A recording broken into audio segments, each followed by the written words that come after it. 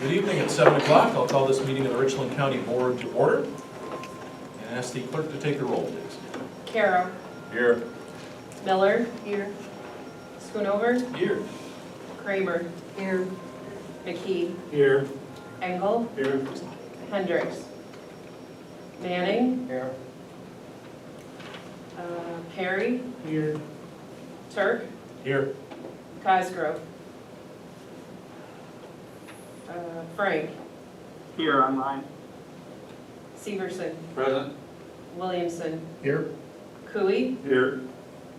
Fleming. McGuire. You have a quorum, sir. Item 3 on our agenda is invocation. The pastor was supposed to be here, got called away, and is not able to join us. So if you please stand with me, we're going to do a moment of silent reflection.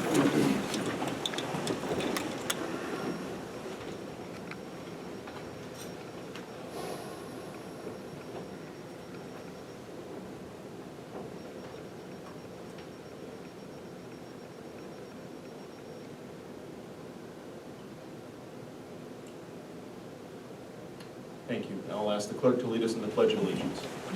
I pledge allegiance to the flag of the United States of America and to the republic for which it stands, one nation, under God, indivisible, with liberty and justice for all. Are you in compliance with the open meetings law? It has been properly posted, sir. Very good. Before we get to approval of the agenda, we need a motion to suspend County Board Rule 2.01B to allow for our annual meeting to be held today. Our rules actually say it's the fourth Tuesday, and we're having it a little earlier than that. So we need to suspend the rule and be able to have the meeting here tonight. Motion by Kramer, second by McKee to suspend the rules to allow for us to have the annual meeting tonight. Further discussion? All those in favor say aye. Aye. Anyone opposed? Very good, thank you. Now that we have that, we can look at our agenda. We have a 41-point agenda. We're going to move item number 27 up on the agenda to take place after we approve the budget. So that would be after number 14. And with that tweak, do I have a motion to approve our agenda? Motion by Manning, second by Schoonover. All those in favor say aye. Aye. Anyone opposed? All right, we have the agenda. Minutes from our September 16th meeting were distributed. Does anybody have questions, comments, corrections on those minutes? Hearing none, I will declare those minutes to be approved as presented. Item number 8 is public comment. I have 4 sheets here from folks who signed up ahead of time that want to comment. I know we have one person online that wants to comment as well, and perhaps we can start with our individual online. Mr. DeYoung, are you there? I am. Hopefully everybody can hear me. Yes, we can hear you. Perfect. Good evening, County Board members. My name is Alan DeYoung. I'm the Chief Executive Officer for the Wisconsin EMS Association. I know I sent a letter this morning voicing some concerns and including some recommendations for Richland County and Richland County EMS. Just to give a quick, Wisconsin EMS Association, we're a statewide nonpartisan trade association representing municipal and nonprofit EMS agencies and professionals across the whole state. So first, I do want to provide some context. We were initially notified just 5 days ago about the EMS situation currently being discussed. Richland County is not alone in the many challenges that EMS faces in Wisconsin. Over just the past 6 months, we've seen a drastic increase in challenging situations, and our organization, being just 3 staff ourselves, has been trying to work to address these as timely and appropriately as we can. Obviously, with about 1,800 municipalities, it's a little bit difficult to be aware of all the unique needs, history, all the different conversations that have already been had around EMS. So our letter was just in response to the knowledge and data that we had and could be acquired within just the last 5 days alone, as I said. After I sent that letter this morning, I was actually able to speak with Trish, the county administrator, and I apologize for blindsiding Trish a little bit with our response. Again, having very little time to do discovery and respond appropriately. However, I do believe we had a really constructive conversation. To give some quick background, EMS is funded typically on a local level through property tax levies for towns, villages, cities, along with an EMS billing to insurance. Obviously, insurance reimbursement drastically lags behind the actual cost of providing EMS. So decades we've relied on volunteerism for this essential public service. Towns, villages, cities are restricted by their levy growth and levy limits to fund EMS. And I also want to acknowledge, too, there is no statutory requirement for providing EMS for cities, villages, and counties. The requirement only exists for towns. And however, although it's not mandated for counties, I feel it's appropriate to address kind of the obvious. I believe everybody in the room hopefully never gets into a car accident, but if they do, when you dial 911, you expect EMS to respond. And I believe it's a county's job to represent everyone who lives in that county, no matter their town, village, or cities. And uniquely enough, counties in Wisconsin have a statutory authority that they can levy outside of the levy limits for a countywide EMS system. Instead of using the per-call municipal fees to fund the current EMS system, the county is in a unique position to fund EMS through this levy exemption. And I would be heartened to say you guys would be alone in using this county tax levy exemption. There is actually 14 counties throughout the state that utilize this tax levy currently to fund EMS in different ways. I won't get into the details on every single one of those counties, but I'm happy to answer any questions on those. We don't do questions during public comment, and we Yep, give fine. people 3 minutes, and you're kind of past that. So if there's anything else you want to add, quick. Well, I'll just say thank you for allowing me. I would welcome any continued conversation, fully acknowledging that I might not have every answer, but I'm willing to provide whatever expertise and guidance I can on this matter. So that'll be it. Thank you. Thank you. All right, now the sheets I have, first up, Mr. Gordon Palmer.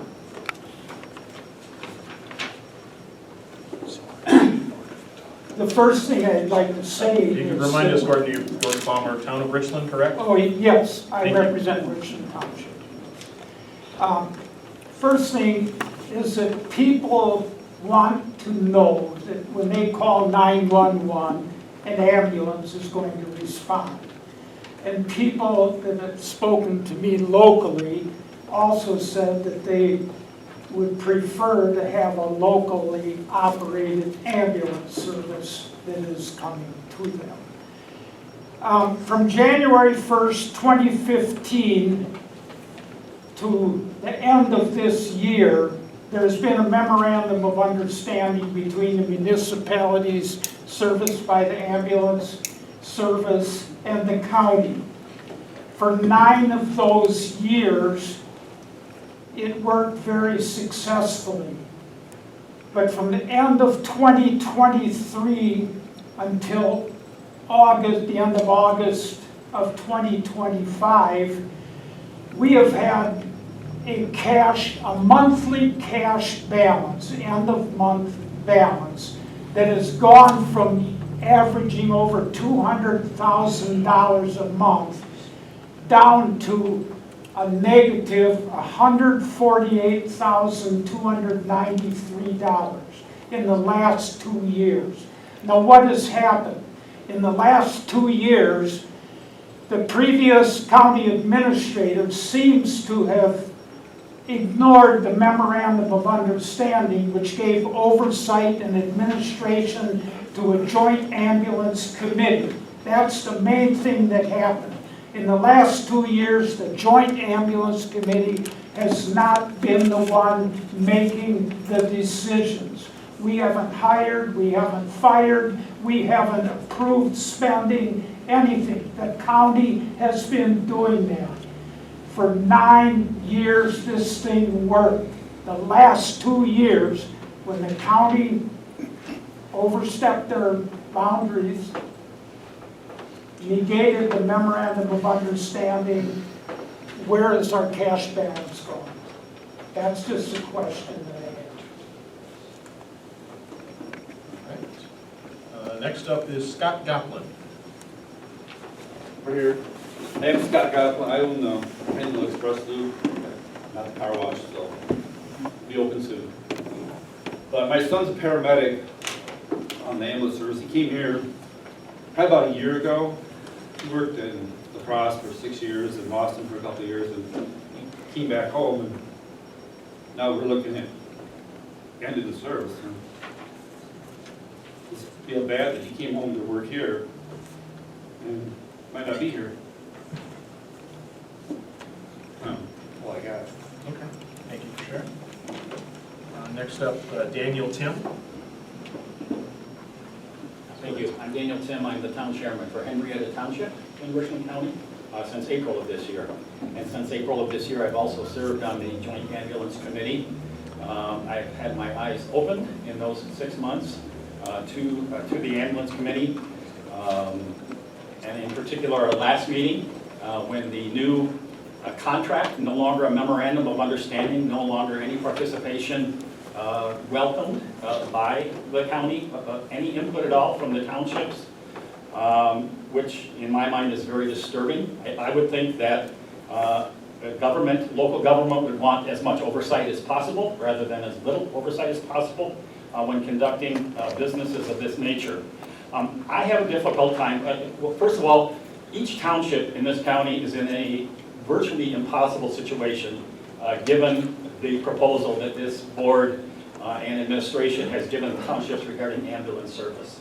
As Gordon said, and my background is in banking, and the financial condition of this entity is abysmal. It's appalling, to be honest with you.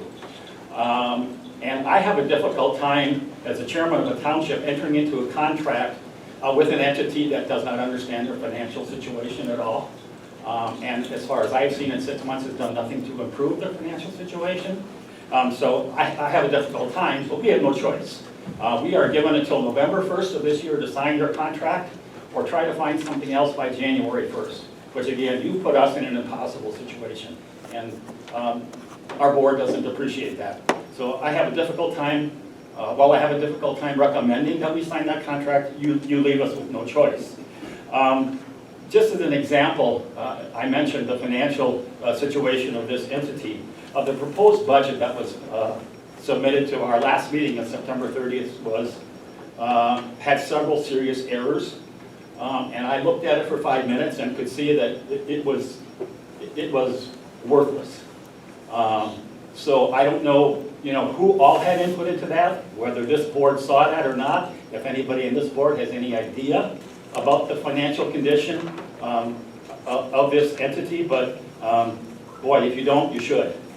Your eyes need to be open wide when it comes to this operation. And the last question that I have is, how is the county, the other main example that I want to point out financially, how is the county, how is the administration addressing the significant increase in accounts receivable that the ambulance service has incurred this year? January 1st of this year, the receivables were $60,000. As of October 31st, they were $280,000, according to the financial statements provided to our committee. That is unheard of.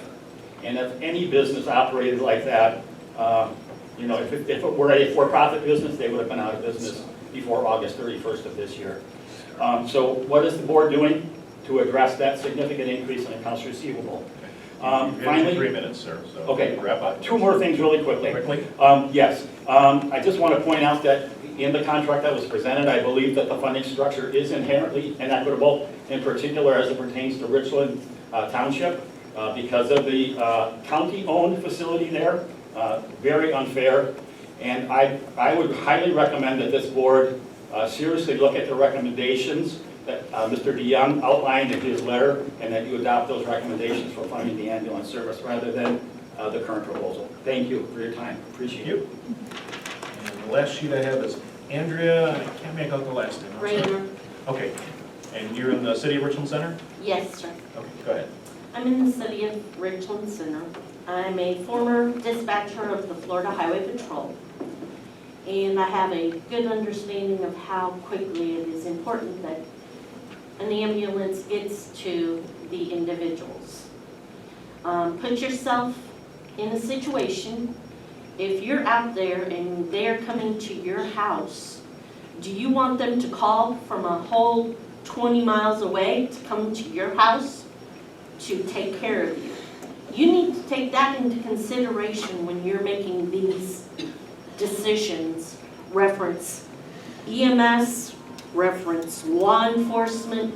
You need to put yourself in the situation where if I need help, how fast do I want someone to respond?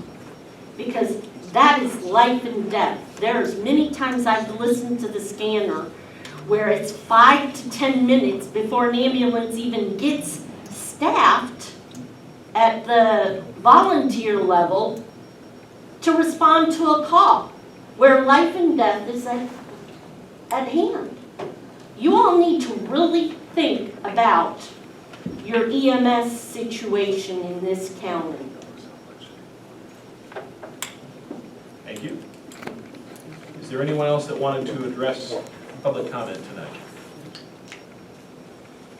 Anyone else online? Is this, I'm sorry, proper time? public comment? Yeah. Yeah. Go ahead. Concerning me, Brian McGraw, Town Eagle Chair.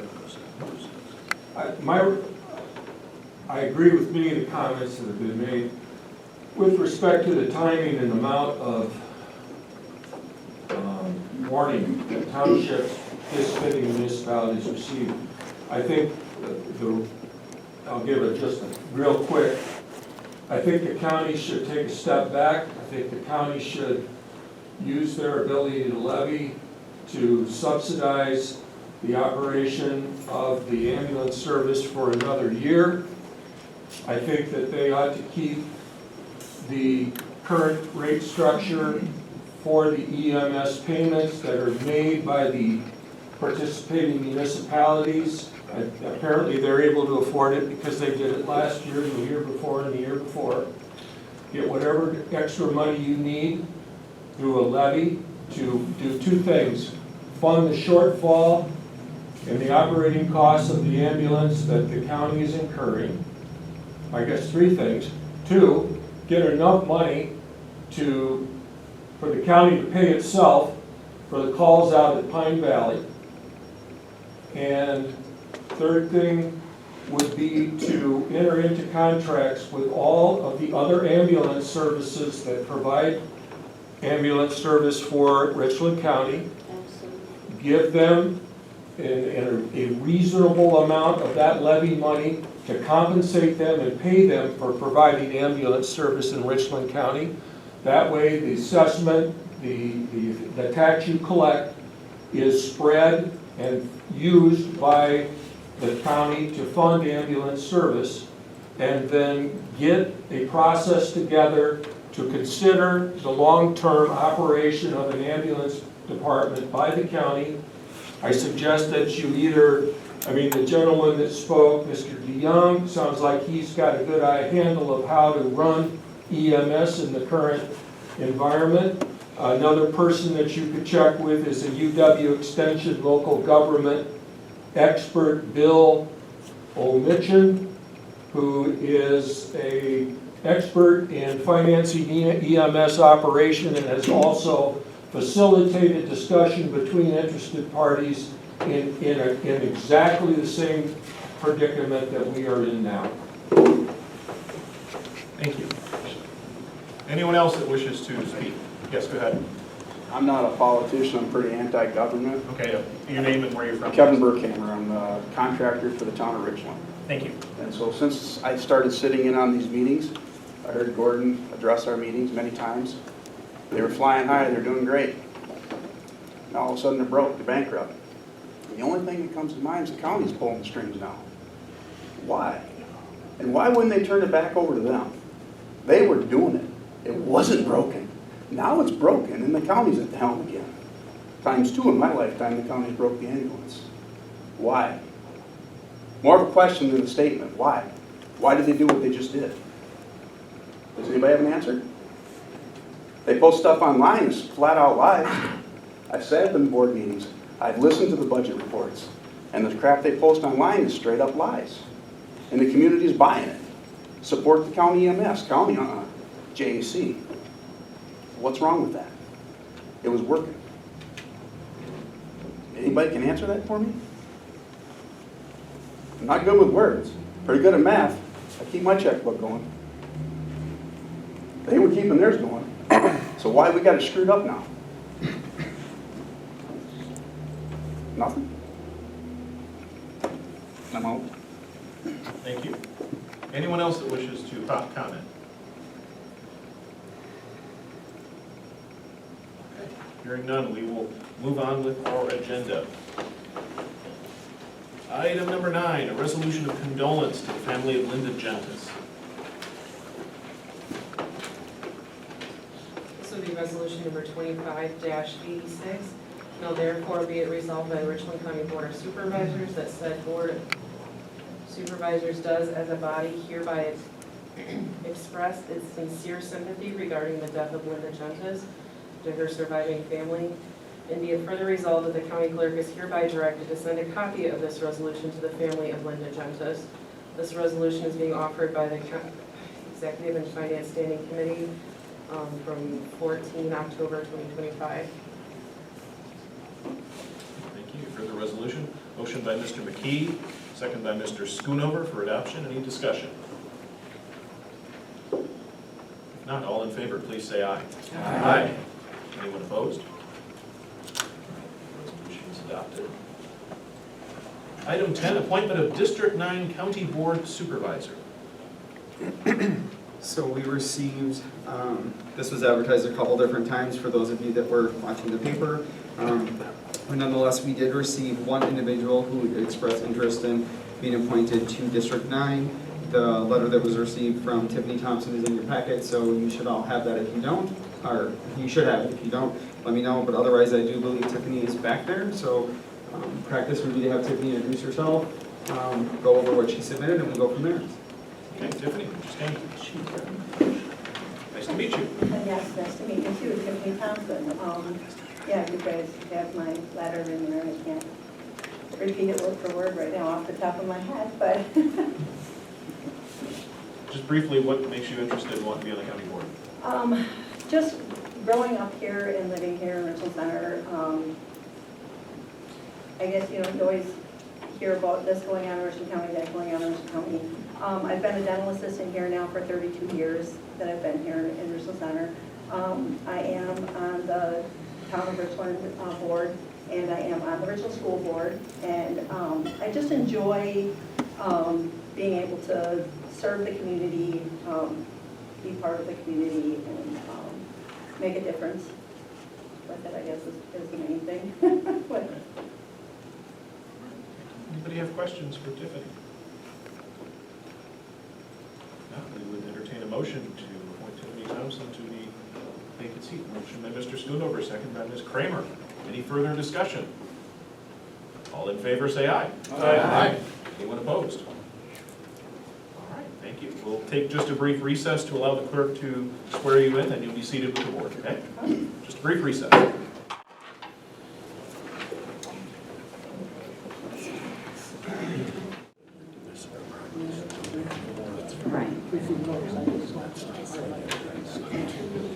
Okay, I'll call us back in session and welcome Supervisor Thompson. Good to have you on board.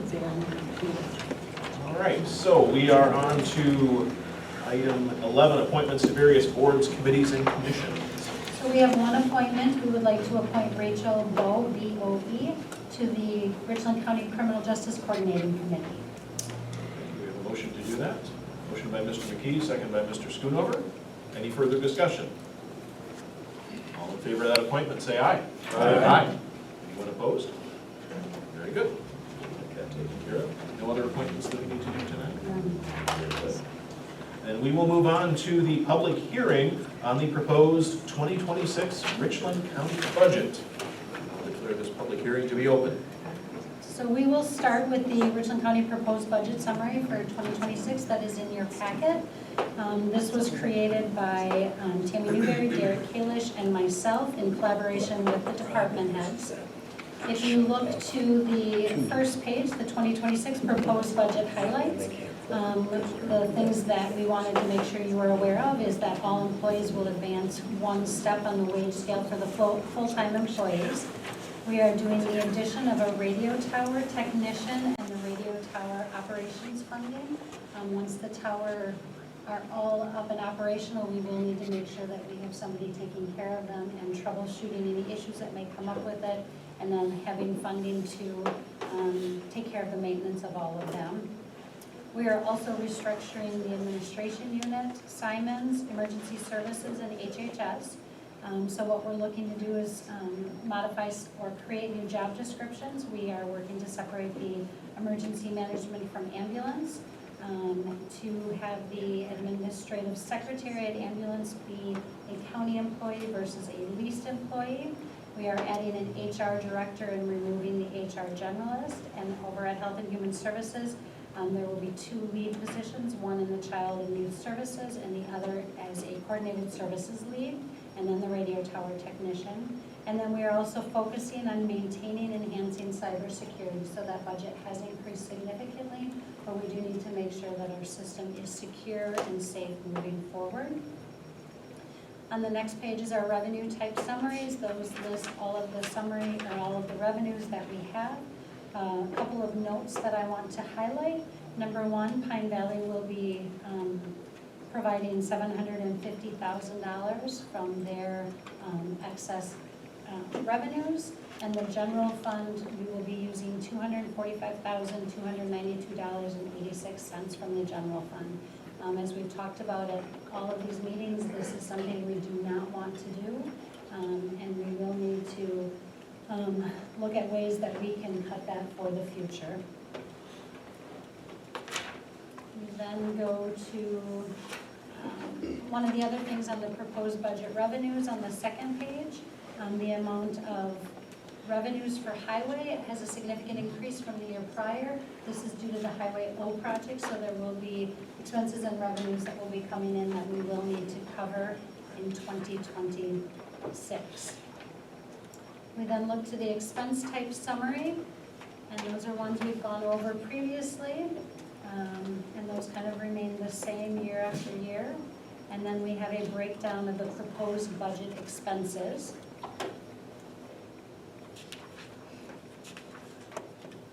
We then get to our debt service summary. One of the ones that is adding on for this year is the radio tower. We will be, our debt service will be increasing because of our radio tower debt that we have. We then go to the top 5 departments by levy, and we have the Sheriff's Department, debt service, highway, institutional costs, and then Health and Human Services. We then have a breakdown of the gross levy by department in here, and that is the summary. This is something that has been shared with you previously at last month's meeting and at Executive and Finance. And then there are other documents that are in the packet that Derek will highlight.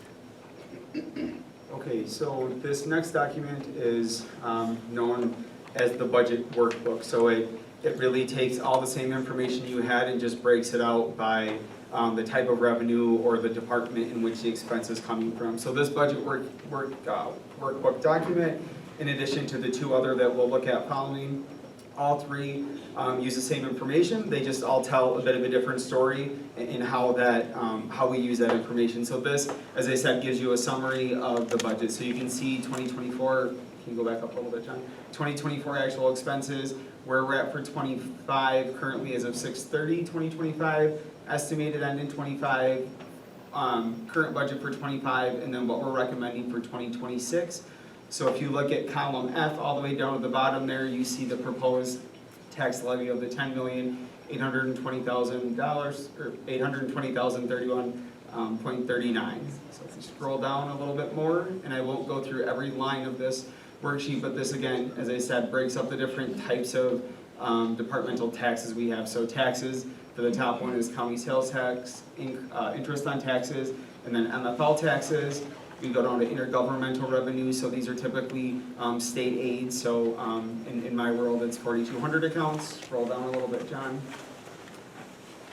Again, this is the line-by-line budget, so when we're entering this into the new software, after we're meeting with departments, they're bringing us their budgets, which are all of these line items. We're taking this information, manually entering it into this workbook, hopefully with our new software that is much easier next year. It was a bit of a struggle this year just because we were bopping between two different softwares to make sure everything was transferring over, still working out some of the kinks with our software and various components. So my hope for you next year is that you will actually have a budget book, not just a budget workbook, but a budget book that'll be broken out with some narratives by departments, with those individual departmental budgets, in addition to these gross totals we have. The new software should allow us to do that with much more ease and some time efficiencies built in. So going down again, this just gives you all of our revenues on how they're categorized. So John, if you want to scroll down a little more.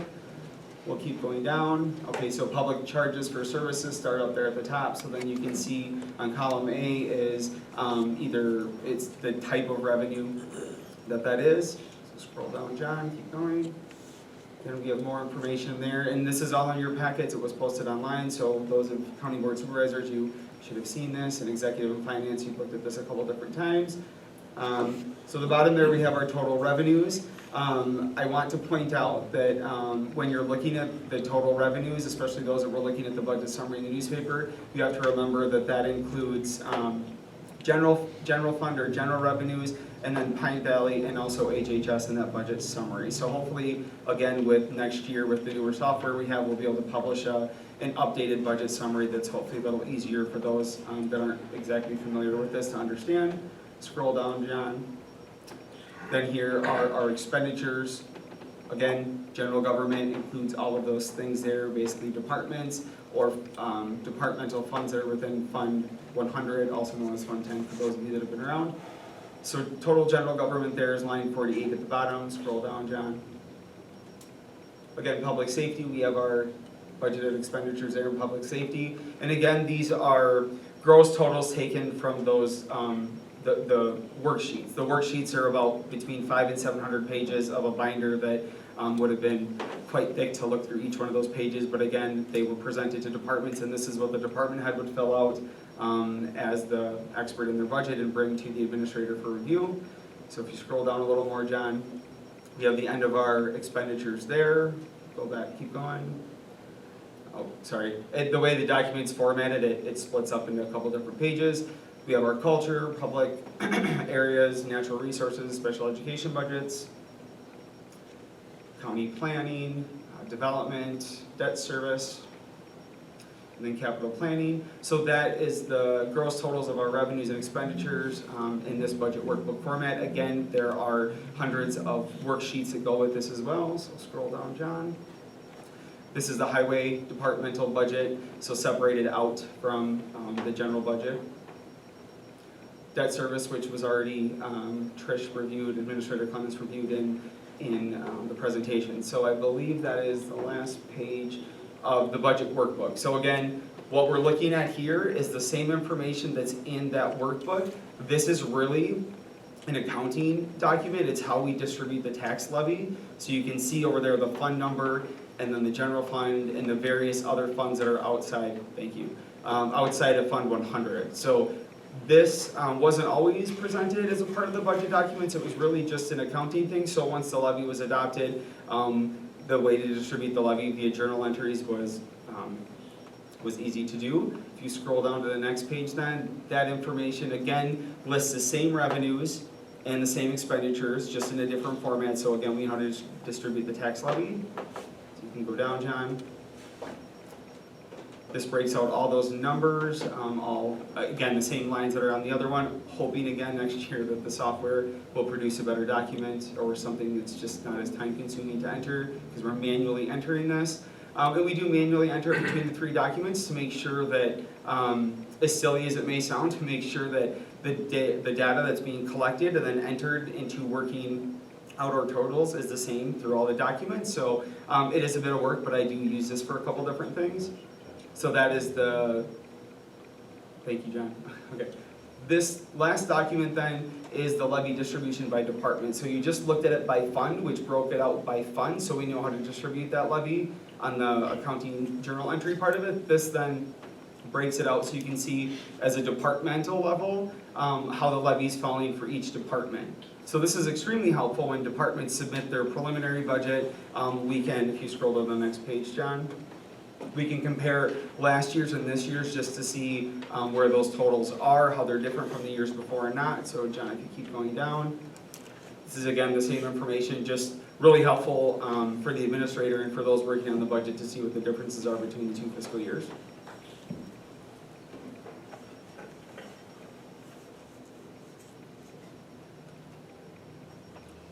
And then we have the resolution, which we will get to at some point. But those are the budget documents. Again, we've used these for quite some time now, hoping to have modifications next year to make it easier and cleaner. And also the Tyler system will allow for this data to be seen in live time as well with the modules we have that are just not implemented yet because we're still working through payroll in that process.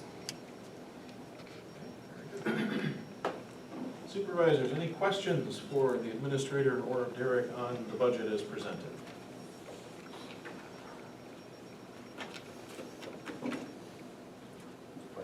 Yes, Mr. Carroll, go ahead. So I don't recall us talking about the debt levy exemption for funding EMS. And I wondered, if we approve this budget tonight, does that close that off as an option?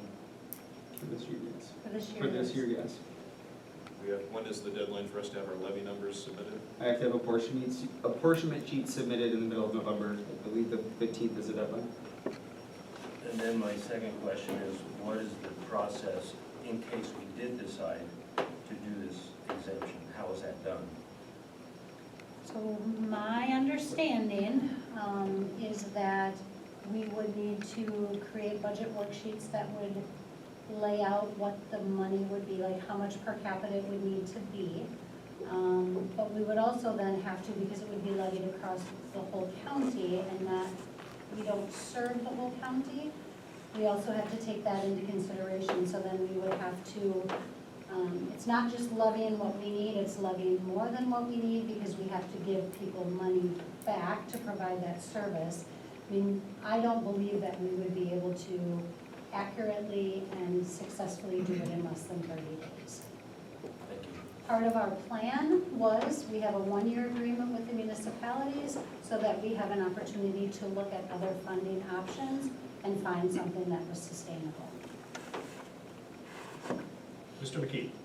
After what I've heard tonight, is it possible to pull the EMS issue out of this budget?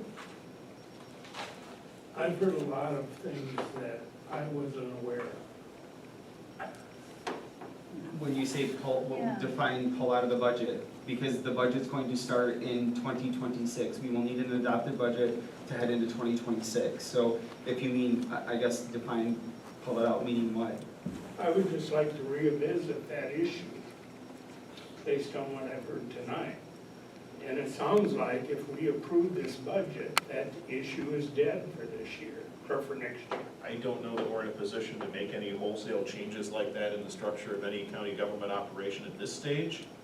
Not that we couldn't ever do it, but for 2026, I think we are way too tight a timeline to try to do that right and make sure we get it done fairly.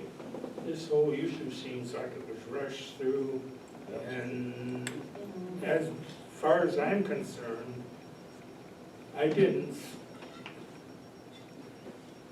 realize what was at issue here, or what, you know, this, I think it was the last meeting that this issue was addressed. And I wasn't aware of a lot of this stuff to make that decision. Mr. Engel. This is one of those minefields that we've talked about. I'm wondering, Trish, you said 30 days would be hard. This is one of those things where couldn't we hire somebody to come up with those numbers pretty quickly? Like within a week or two, a consultant to figure that out, and then to bring it back and have a special meeting so we can talk about it? I truly have no idea. I mean, I'm assuming there are consultants out there, but it's also then looking at all the different factors. It's because Barb has gone through and she's created the this is what it would be for us to levy a per capita. But she only looked at the 10,000 residents that we served when she set that up. From talking with Mr. DeYoung, I don't believe that we have the ability to do piecework. I think there's a pending legislation right now that would allow that in the future, but as of right now, we'd have to levy across the county. So although we could fairly quickly be able to get a number for per capita, we then have to start looking at, okay, we now need to pay Lone Rock, and we now need to pay Viola, and we need to pay Lafarge because they serve some of the county. And so when you start breaking River and apart, Muscadet yeah, and Cazenovia. when you start to break that apart, then we have to then look at, okay, then we have this much money to work with, we really need this much money to work with, and then we have to increase that money. Just a question for Barb. I don't mean to put you on the spot, you can pass if you need to. But what's your reaction to Mr. DeYoung's proposal, long-term? I think that there is some value to it. As Tricia's saying, putting it into effect is going to be difficult, and doing it within a week is tough, or a month. Our time is a problem. I am 15 hours a week as an interim director. I have another full-time job. So for me to do that is asking a lot. So you do need to hire or consult with someone. I don't know who there is to consult with. If this is something you as a board want to commit to, that's fine, but you also need to commit to finding someone that can do that. Because I don't know that the staff that exist, speaking for myself, have the capacity to do that. Thank you. Mr. McKee. I just feel I was asked to make a decision based on what was presented, and from what I hear tonight, I didn't receive all the information to make that decision. Other questions on the budget? This is a public hearing, so questions from the public on the budget. Oh, Mr. Cooey, go ahead first. Well, to go ahead and to approve the budget as it's stated, I mean, to me, the ambulance falls into no different than HHS. So when we go through HHS through the year and we have whatever happens, you know, we budget X amount. In some years we exceed that budget and we have to make adjustments accordingly. To make sure we get the budget going, I'd say we treat the ambulance the same way, because I don't think we can get all the work done that needs to get done. But knowing that we may have to amend it to compensate for whatever happens, I think that makes the most sense. And the budget for ambulance for next year has equal revenues to expenses. So how it's set up is it is equal. When it was presented to the JAC, there was miscommunication between Barb and I, and so the municipality's revenue was off. The reason for that is she thought that the 2,500 was a requirement of every municipality to pay, when in actuality it was only the municipalities that didn't have up to 2,500 in expenses. So that was something that was in there. It was incorrect. We had hoped to have a budget where we had about 50,000 of extra revenue at the end of the year that could be put into a new ambulance outlay. With that error that was found, we no longer have that. So we truly have a bare bones ambulance budget for 2026. I have a question for Tricia regarding that. Go ahead, sir. So what other adjustments other than the $50,000 adjustment to revenue was made? So, I mean, if you're saying you were projecting a $57,000 surplus, now it's pretty even. What was the adjustment or adjustments that were made? Because I can assure you that the revenue that was projected from the townships was significantly more than $57,000 in error. There were some expenses that other future expenses that we had to cut, and I don't have that all with me right at this moment unless if we have it See if I can dig out the notes. in there. We also increased the insurance revenue. Trying to think of which expense lines we decreased. I mean, it was pretty significant. We had to make, I think, 150 to 200,000 in changes.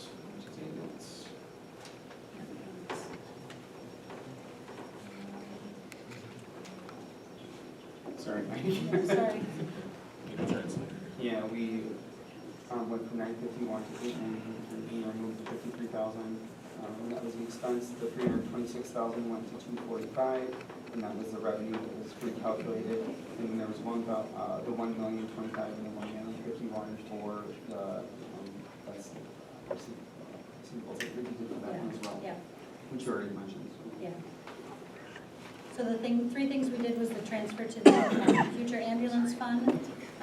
We decreased the amount of revenues that was for the municipalities, which was about 80,000, and then we increased the revenue from insurance billing. Yeah. Other questions on the budget? Yes, go ahead, ma'am.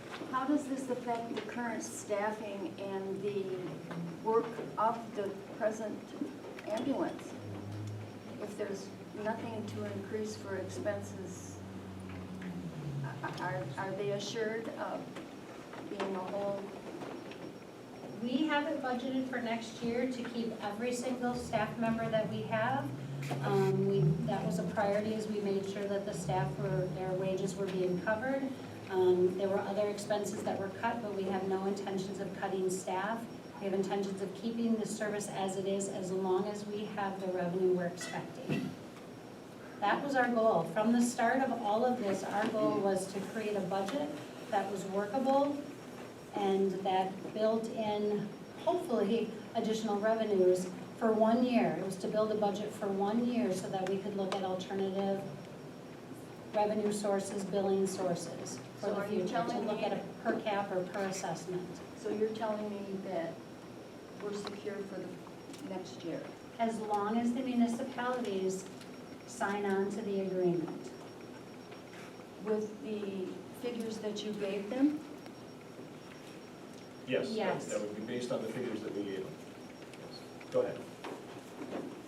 So the figures that you gave them were based on revenues from charging the town of Richland for the calls to Pine Valley and any other county entity. Is the budget that's presented today based on that also? Yes. Draw?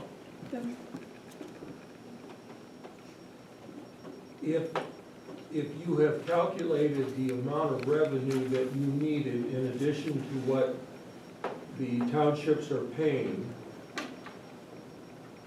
why can't you take that calculation and say that's the amount we're assessing plus whatever else we would need to fund to provide at least some supplemental payment to the other ambulance districts that serve the county?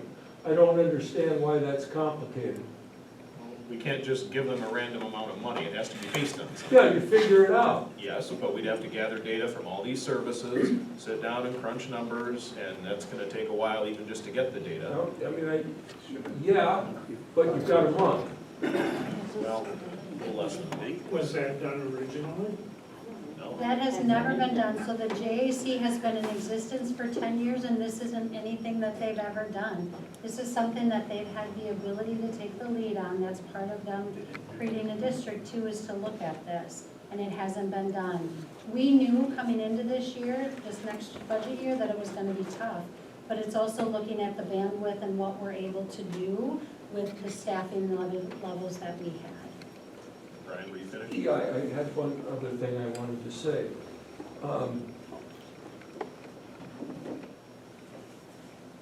It seems to me that in the process of determining how much you are going to charge in addition to the participating municipalities, that you did not consider the option of putting it on the county assessment.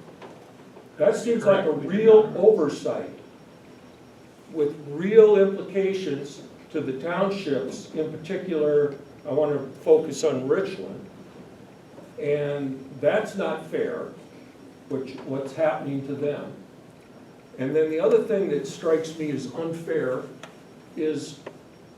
would be Richland Center, when they, I think it was $54,000, that's a chunk to be dropped on them 3 months, to be, try to be generous, 3 months ahead of the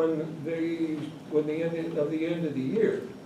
And if it was an option to assess it as part of the county, county tax, why wasn't that option presented?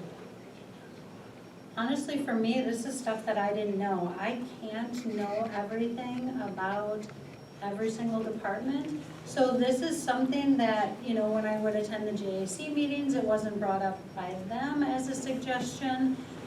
It wasn't something that truly, honestly, have come across my plate. I honestly thought that municipalities could levy it against, could do it, but they can't do it outside of the levy limit. So it's really has been a learning process for me.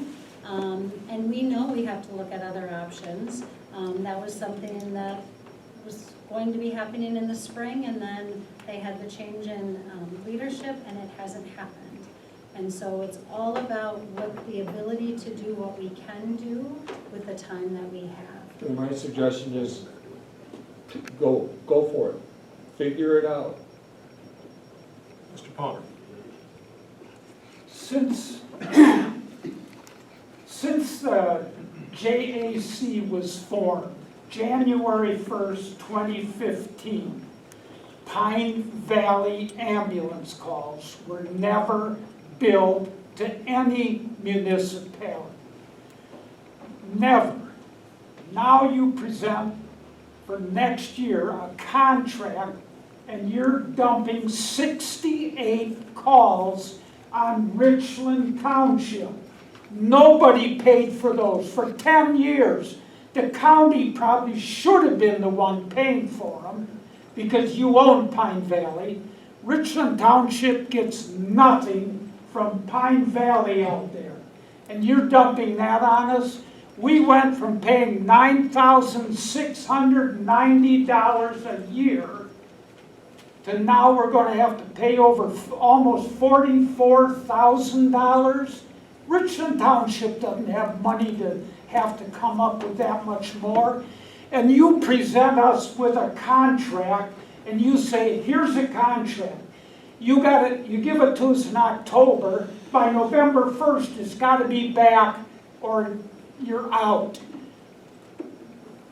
Then you send out your press release, and you said, for the last several months or weeks or whatever, we've been involved in discussions with the municipalities. Baloney! There were no discussions with the municipalities. Okay, that's... None. The only discussion was, here's a contract, take it or leave it. You don't like it, go somewhere else. This was brought to the Joint Ambulance Committee's attention as early as July, that we were going to need to change the terms because it wasn't sustainable, it wasn't working. And when did we discuss anything? I assume we discussed it in July and in subsequent JAC Not with meetings. you guys. And we've certainly had discussions internally within the county about, okay, so if we're going to keep doing this, what does it have to look like? How much is it going to cost to actually run the service? Do you know how to negotiate? Go ahead, sir. My question is, we were told by, I can't remember her name, that the heads of her departments pull together and create this budget. Did I understand that correctly? Yes. Yes. Okay. So when you're way out of whack in your budget, you adjust. You don't just demand more money. There's not always more money to demand. Cut some stuff back and throw it back in the JAC's hands, the ones that were actually doing it and succeeding. What's the problem with that? Makes no sense. One potential way to address it is for the county to step completely away and say, here, you take it. And they should, because the county figure it can't do out. much right. We all know We haven't looked at doing that because we have county employees involved. We have, it's part of the county budget. There's a whole lot of county intertwined in the service right now. And we don't want to just walk away from that. You should. It was working before. There's Mr. Chairman, there's a lot of wisdom in the county keeping the ambulance service in operating. I think it's for the benefit of all the participating municipalities that the county continue to run this. I think it's a bad idea to send it back to the JAC. So I support that. One more thing. Go ahead. You've got the ability to levy, to increase the budget, to fill out the shortfall in revenue. The townships don't, and the district doesn't. So this is the way to do it, but you've got to figure out how to do it in a way that's fair and just doesn't dump it back on Richland Township or the city or the other townships. I'm not saying we shouldn't pay for it. I'm saying let's figure out how to generate the revenue in a way that it works. Okay. Mr. Severson. I'd just like to remind you, Mr. Chair, that back in March of 2022, Richland County did a request for proposal on a comprehensive countywide study providing emergency medical services in Richland County. And the project completion was supposed to be done October 7th of 2022. There was one proposal that come back from Dana Seckler that we got, and it costed $25,000, I believe, to have this study done. And I believe the executive committee said no to that. And the funds that were going to be used for it would have been ARPA funds. But the Joint Ambulance Committee did talk about this separately with a couple of stuff, and Brian was the chair at the time. And we decided as a committee and with our guest speakers that we had that came in and talked, that it was more cost effective to keep it with the county. So those discussions had happened. We never had. Didn't you remember? We did. Indeed, we did. And I've mentioned consistently to anyone that would listen to me talk, I have said this has to be supplemented with county assessed revenue. And, you know, here we are. This is a good thing that we're talking about. Your questions, Mr. Ingram? Okay, just a question, Trish, in terms of this year's budget that we're talking about. Is it possible to take off the Pine Valley from the Richland Township bill at this point and readjust that? Because I think that would do two things. One, it would lower the temperature. And two, it would show if the county is willing to negotiate some things. Because that's a large amount, and we're doing it without their consent. So it's kind of like it's a power thing. So I'm just wondering whether or not we can maybe cooperate by changing something and show goodwill there as a step. If we change that, we would then have to take 16,000 off of some other line in the budget. And that may take away from other services for the agency. So if we said, okay, we're not gonna charge that 16,000 to Richland, if the decision is made by the board that 16,000 isn't gonna be charged to Richland, we then have to look at the ambulance budget and remove 16,000 somewhere, or add additional county levy to this budget. And right now, our county levy is fully spent. In fact, we're almost $250,000 deeper than our county levy into our reserves in this budget. So if we're gonna move levy money, separate from the idea of doing a different assessment, just the levy money we already have, then we'd have to take it away from some other department to be able to cover it. We could do that, but that's how we'd have to get it. Well, I want to be clear on what I'm trying to do, is create some temperature lowering and some room for negotiation and showing that the county is willing to do some of that. I think what the difficult thing is, since I've been in this position, is when I started and I was told ambulance should be self-sufficient, so we tried to create a budget that was self-sufficient for ambulance. We also are in a position where we're gonna have to continue to cut additional expenses moving forward in the future. And it's those hard decisions, Dave's talked about we're gonna have to make hard decisions. This is one of those hard decisions that we're gonna make.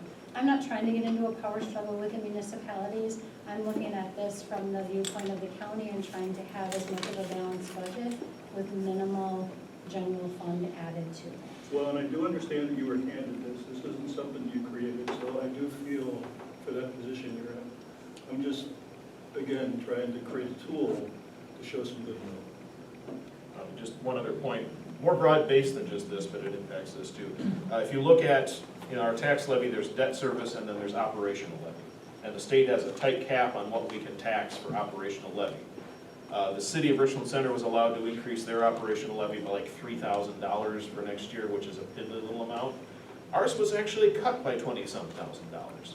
So we were able to bring in less operational tax levy money this year than we did last year, or next year than we did this year.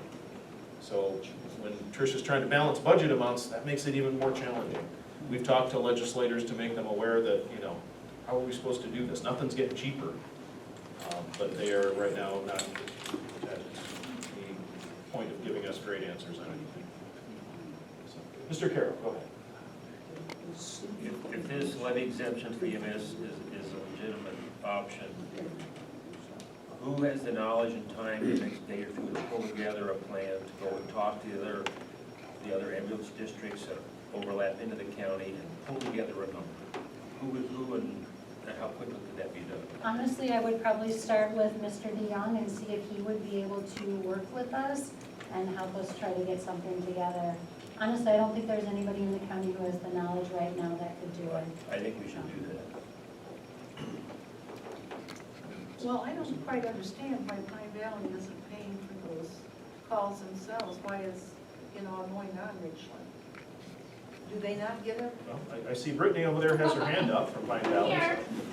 Speaking of Pine Valley, I am working on making changes to costs. I talked to Tricia. There's one department that we're looking at potentially saving about $20,000 in a year. So that'd be something I'd be willing to look into to at least try to save for the next year, where we can put that $16,000 towards the ambulance, if we can make that work. We will cover those costs, add that in, and try to at least keep the ambulance service going like it has been for next year, so we can utilize those things and get those numbers in place for you guys. So I'll make a motion that the county readjust the budget by taking the $16,000. You're making a motion to amend the budget as presented by, go ahead with what you're going to say. The amount of money that Pine Valley was charged to Richland Township. So the equal to the amount of revenue from ambulance calls to Pine Valley that under the proposed contract would have been billed to Richland, to take that from Pine Valley and allocate that to the ambulance budget? Correct. Okay. I have a motion by Supervisor Engel. Do I have a second to that motion? Second. Second by Mr. Severson. Discussion on that amendment. Discussion from board members on that particular amendment. My understanding then, now this is just for 2026. This would be for this particular budget year, yes. If we wanted to do it in the future, we'd have to include it in our planning in the future. I just think it's a good sign. Other discussion? One. Board What members here? actually is the budget for the ambulance? I haven't heard it yet. Is it for just until March, or is it for the whole fiscal next year? This is an annual budget. We prepared a budget for the whole year that sustains staffing, that sustains all responses. And Tricia's pulling up the actual number here.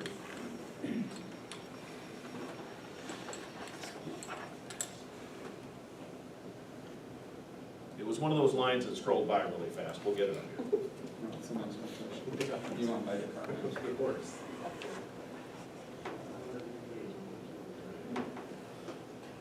Right there.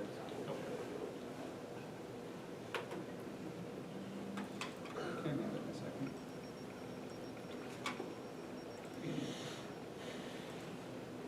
Okay.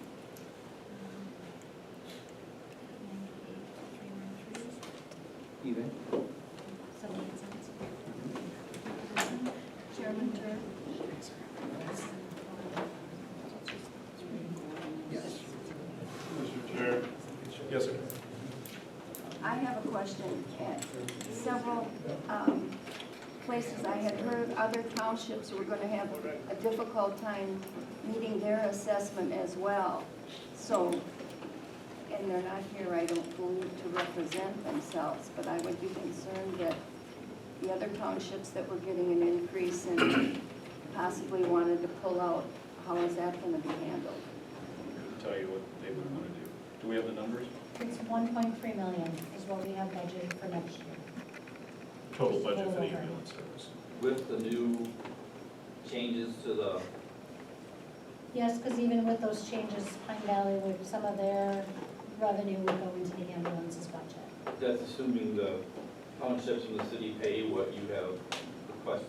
Correct. Yep. It's based on those numbers. We're still discussing the amendment here. We'll get to more public questions in a minute. Mr. Severson? We've thought about anything about the city of Richland Center taking calls with the county jail, Health and Human Services, the highway department. Those calls would be about $4,000. Jail is built now currently. Eh, Yes and no. Yes or no is the answer to that. Okay. The jail pays for the medical care that's received, not for the ambulance. That's what I'm saying for doing it for town of Richland, we should do something for the city of Richland Center. So that would be about an additional $4,000. Would that need to be in like another motion from? Well, we have a current amendment on the floor here, so. We should deal with the amendment regarding the Pine Valley calls first. Any other discussion specifically on that amendment? Not all those in favor, please say aye. Aye. Anyone opposed? Okay, the ayes have it, that budget amendment passes. So now, further discussion on the budget as a whole. Mr. Severson, did you want to make an amendment? Yeah, I'd like to make an amendment to eliminate the per call charges for the city of Richland Center to county-owned facilities.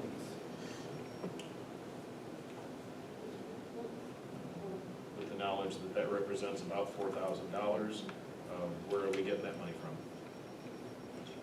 General fund, parks. So you got 38,000 there for parks, and we're not gonna do any maintenance or upkeep, different things. I just start out at 60. Pull from parks? You didn't mow this year out on the bike trail. So your amendment is to replace the revenue from calls within the city to county-owned facilities by taking the money from the parks budget. Okay? Which about $4,000 is what we're talking about. Do I have a second to that motion? Second by Mr. McKee. And discussion. Any comments on this proposal? Mr. Perry? No? Okay. Board members on this amendment? All in favor of the amendment, say aye. Aye. Anyone opposed? Okay, that amendment passes as well.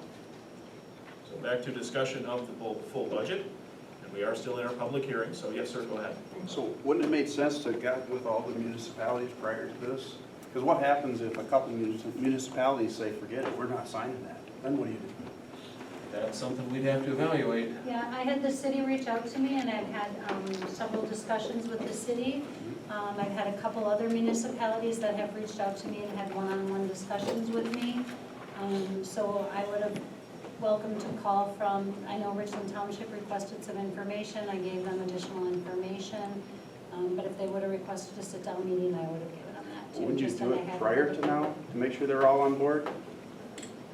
I think my biggest thing in setting this budget was ensuring that we had a budget that we could sustain the service. You could, they We can't. have great staff right now, and I want to be able to continue to provide this service. And so it was about creating a budget that would sustain this service. So- It's really difficult because we're in a position where we have limited county funds and we have limited county resources and staff time. And this is an obligation that we do not have. We're not required by statute to provide an ambulance service. So why did the county tank the JAC then? It makes That's no not an sense. appropriate question, sir. It's a factual question. I mean, you have your hand up, ma'am. Go ahead. I was just gonna say, I feel that everyone here on this round table needs to really look at the budget before you approve it, because you're putting a price on people's lives. How can you do that? How can you sleep at night? Because that's Other comments? ridiculous. Yes, sir, go ahead. I don't see what the big hurry to get it through. I think there's more important things such as this. It affects every person here, every person in the county, and I still think that there's places that can be cut. The city's doing the same thing, that we have a lot of fat sitting on, and I think there's still a lot of time to cut this stuff without making this big decision tonight. Yeah, you wanna get it done, everybody wants to get it done, the government wants to open up the federal government again. But, you know, I think this needs to really be looked at. I don't mind paying a little more in taxes to cover this. I think everybody would agree with that. But to make a big, hard decision tonight, that is this serious? I think that's really ridiculous. Other comments, go ahead. We have that memorandum of understanding. Why was that not proposed for the new year? And we would have time for everyone to figure out what to do. Why was a new contract implemented and given to the townships as opposed to just doing the memorandum of understanding and continuing on? Well, there are differences in terminology between contract and MOU, and I could have our corporation counsel talk a little bit about why we chose the particular format we did. First, just parliamentarian hat on, point of order, I believe we have an amendment on the floor. No, we adopted both of them. Okay, all right, so a contract is a contract is a contract. Contract by any other name is still legally binding. Verbal, written, MOU, contract. The reason that we didn't re-adopt the MOU, as far as I'm aware, is because the old one is expiring. The board did vote earlier this year to repeal that resolution from 2014, and we were intending to replace it with a new agreement. So when you have a contract that's expiring, that's the time to make revisions to it. Yes, sir. Yeah, I don't mean to put words in that woman's mouth, but I believe her real question was, why is there no longer any input from the townships going forward in 2026? Thank you. So one of my reasons for it was, we started talking about this in July, and the townships are blindsided by it when it gets to their boards in September. So where is that miscommunication? Where is that lack of communication when I, in July, let you know, we're looking at increasing it to 225, we'll get to the call data. Call data came out like September 9th, it was shared at the Executive and Finance Committee meeting. End of September, everything went out to the municipalities and they had that information. So that's the first. And they had 30 days either to accept or try to find somebody else, But which they- was impossible. But they were aware, and that's part of the issue too, is I was being told, we're looking at other options. We don't know if we're gonna stay with the county. So that was the reason to have that November 1st deadline, because I owe it to the staff that we have, that if we can't continue the service, to let them know that. The other piece of it is, the JAC was created with the intention of being in place for 1 year to come up Wrong. with a district, to come up with an alternative option. That has never happened. And so, looking at this, this is a business. We're running, the county is running a business. And we're willing to continue to provide this service, but we can't do it if we have to start throwing county levy into it. And I will remind people, it was stated in the 2014 resolution that it was to be in effect for a year. Wrong. Sir, it's in the text, you can read it. It was 1 year with the option to go extended 2 or 3 years. That's what it was. And I have paper, I don't have it here tonight, but I have paperwork. I made the motion the night that created the JAC. I made that motion. You were I on the know county what it board, sir? was. And it was. That was a county board resolution that created it, sir. Go ahead. Okay, I have a question for Tricia, or whether I can't see her. Since you said that you had sent out all this information to the different municipalities or whatever, did you ever at any point in time take the time to go to any of their meetings to actually meet with them and discuss with them this issue? I was at the JAC meeting in July, I was at the JAC meeting. I'm talking about municipalities, these little townships. They're all represented on the JAC. So, did you go to their meetings? I was never invited, and no, I did not. You don't have to be invited. And I understand that, but The purpose of having the JAC was for there to be central opportunity to let everybody know what's going on and for them to go back to their town boards. If there are questions, I've sat down and I've met with other entities, and I'm more than willing to do that, but I don't know what information they need if they don't come to me telling me they need information. Sometimes you need to take the effort and do it yourself. Mr. Carroll? So what, Robert's procedure do I have to do to ask that we wait until next meeting to approve the budget, and in the meantime, do a rush effort to get this tax exemption for EMS figured out and pulled together so it's ready for our next meeting? What kind of? I would ask our administrator and clerk if that's even possible. Well, I'll just interject here, Mr. Chair, and say it's not entirely up to the county. Okay. So in order to qualify for the tax exemption, every municipality that wants to participate has to pass an identical resolution. To the best of my knowledge, the city of Richland Center is the only municipality to have passed said resolution. And so not only would whatever information these two need to put together come to hand, every single municipality that wanted to benefit from that tax levy exemption would need to pass that identical resolution, which essentially authorizes them to exceed the tax levy limit. So that would be, because we're looking at providing to every municipality in the county, that would be then all the townships, the villages, everybody. Yes. Otherwise, if one participating municipality does not pass the referendum, no one qualifies. That referendum resolution. Resolution. Yes. Mr. McKee? What happens if they don't sign the contract? They don't have EMS coverage? Not from our service. So if somebody has a heart attack in their township, they don't get any of the service. And that's the township's responsibility to provide that.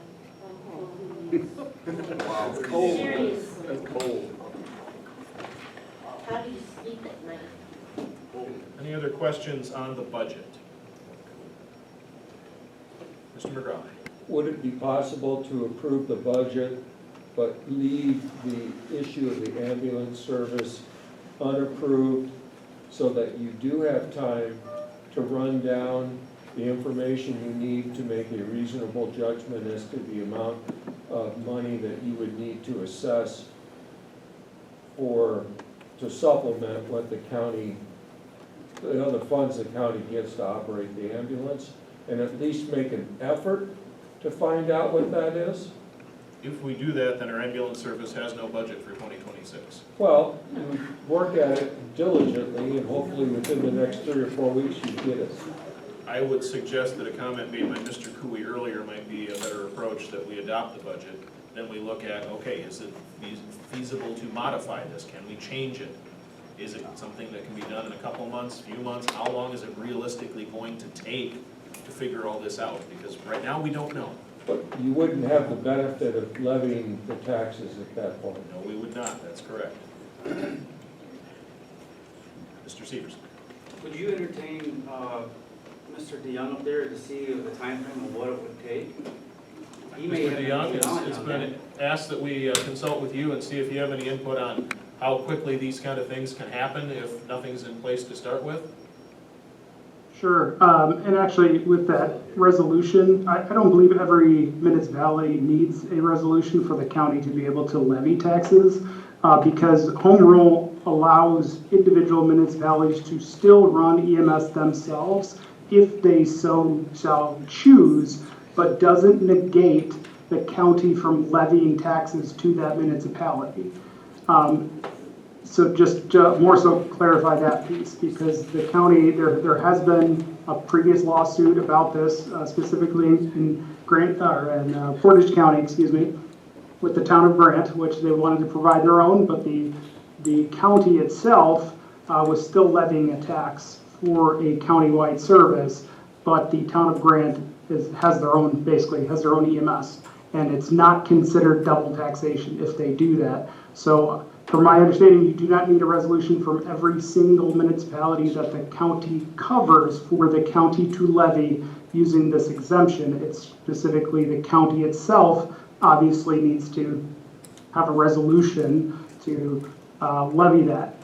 I can recommend, at least, I know, I feel bad for just kind of blowing up this whole meeting on the ambulance piece of this. So one possible solution would be to, I'm guessing, the main issue is with the billing to the municipalities currently. So if you were to remove that billing and put it towards a levy, and then levy beyond that, so let's just say we levy much more than that's needed, the county is allowed to keep those funds into the following year and then just choose to levy less. As long as the funds are always primarily used for an emergency medical system, you can hold on to funding from year to year using that levy exemption. A lot of times this is needed for capital projects, it's needed for new ambulances that take time to get, and you don't want to levy a large capital project in a singular year. So the county will levy it, parts of it, year over year using this levy exemption. So let's just say the current budget is 1.3 million. I hate to throw a number, but let's say you made the budget 1.8. 1 million of that is currently covered through ambulance revenue fees. So you would need to levy 800,000 of that through the levy exemption. And if you don't use all of that levy to provide service to the entire county, including contracting with, Kickapoo Valley, Lone Rock, Casanova, Yuba, all the, I believe it's 7 services that cover the outlying area, you can just hold on to that funds for the following year, especially for things that are probably going to be needed for capital repairs. I remember there's a possible roof needing to be replaced. So I hate to say tax higher, or maybe it's just tax higher this year and then reevaluate later if that will alleviate some of the issues with the payments or charges, I'll say, to municipalities themselves, I guess. So I know that wasn't exactly the question, but No, it I wanted wasn't. to yeah. I apologize. And I'm struggling a bit with your answer because it sounds to me like you're saying, well, let's just guess a high number and pull that money out of the taxpayers' pockets and hope we're close. But I don't think that's what you're saying. And our original question is, okay, so what do we do to try to find ourselves real numbers, and how quickly can that be done? I will admit it would be probably pretty difficult. Overall, I have direct contacts with most of the services that cover the bordering areas of Richland County. So it's really having them, even if they agree to a short-term solution, such as they get a certain amount per call that they cover, that might be, but each one would need to enter into a contract, which that would probably take time. Well, it definitely would take time. So yes, I don't, saying levy more of taxpayer money than needed is not an ideal way to put it, but that might mean next year you don't need to levy anywhere near as much. Thank you for the information, sir. Mm-hmm. Other questions? Mr. McGraw. I'm thinking about what Mr. DeYoung said, and I do think that you should keep the structure per call, the charges that you would, under the, let the participating townships and municipalities continue to pay the same amount that they paid last year or this year. Continue to collect money to fund the service. Don't assess the whole county for every dollar that you needed to operate this. I hope I didn't convey other than that idea.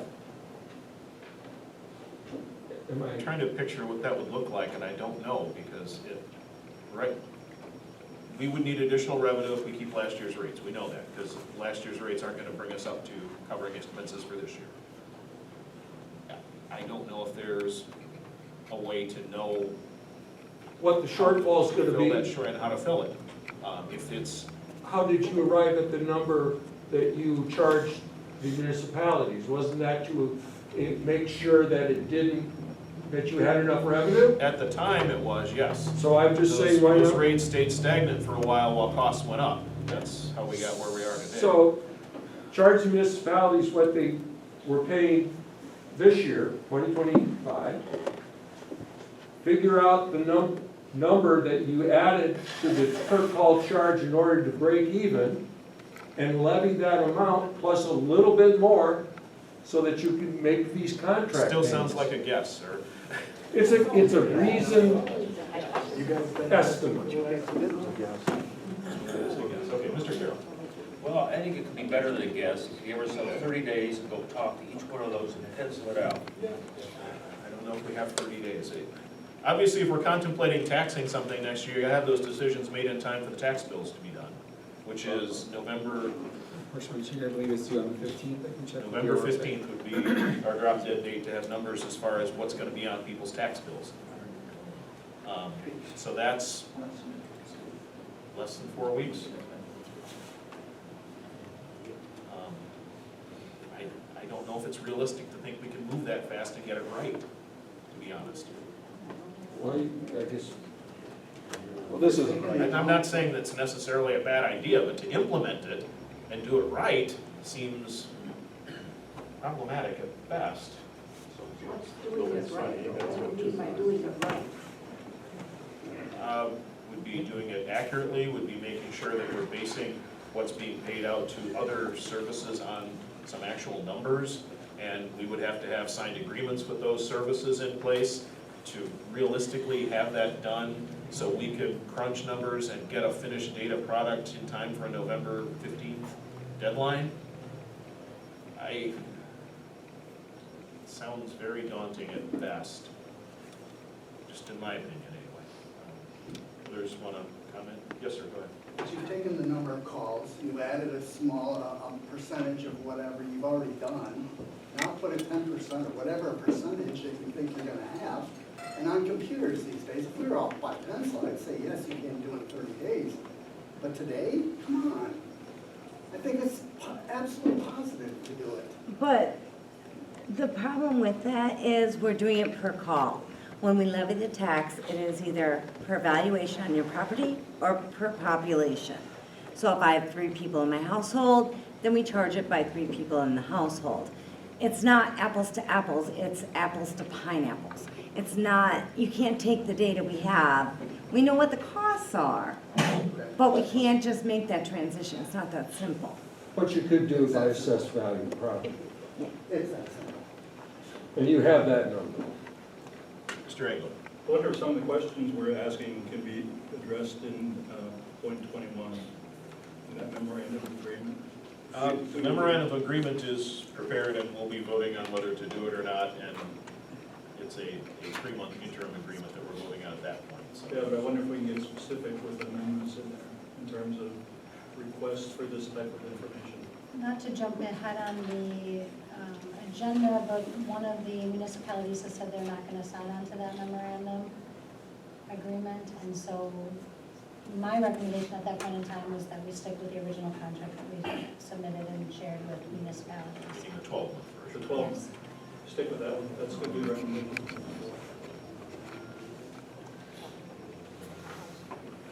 Other budget questions? There's, $40 other million in the budget we could talk about too. Not that this isn't important, but anybody have any questions about anything else budget related? Yes, ma'am, go ahead. You want me to introduce myself? Yes. If you want to, go right ahead. I ran ambulance for 34 years, okay? And I just think that they do deserve to be paid. But I want to know the percent of the wages increase for every county employee this year. 2.75. That's quite a bit. When you live in a retirement community, now, I don't want anybody feeling bad for me, because I'm okay. I got state retirement for working at Mendota Mental Health and UW Hospital in the Sheriff's Department. I never got it from running ambulance. And I have my Social Security, because I worked 2 jobs, raising 6 kids. And I will tell you, them 6 kids all have a college education, not because they had student loans. Never. It just seems like there's people that just wants to feed off it on retired people. I own my own house. You wanna put a levy on my house or a bid on my house for me to have ambulance service, you go ahead and do it. I don't care if it's $5, $10, or $15. Do it per person. Everybody's gotta get, just because we don't service them if they're in their house, doesn't mean they're not gonna have an accident in our district or our area. This is getting ridiculous. And I ran it when we done this for nothing and we were doing good. Why the county wanted to take it over is way beyond me. Other questions? Any other questions on the 2026 county budget? I have a question. Yes, go ahead. I'm Ashley Kramer, I live in Richland Center. I was kind of scrolling through the 90 pages. And there was something on here, this non-metallic mining fee. It was, I think it's line item number 140, if you're curious, on page 26. But it went, I don't know what that means. I'm just a social worker. It goes from $3,400 to $20,000 to $22,000. That's a lot of money. I don't know if I don't know what we're mining, but nonetheless. And so is that something to look at? But also, I know that there's vacant openings in different departments, say Health and Human Services, for example. Will we be filling those positions? Is that in the budget? Is that something to look at? Because we're already kind of going without them. Creating new positions. TAD grant is in here. I think that, is there, what exactly are we looking at, especially, I don't know, with this mining thing? So the first part of your question, non-metallic mining, that's like what, sand pits and things like that? Rock quarries? Yeah, and I Definitely have a lot of those. not an expert on land conservations. It's a DOA, it looks like a DOA sets that fee, and we just are responsible for collecting it. State Department of Administration.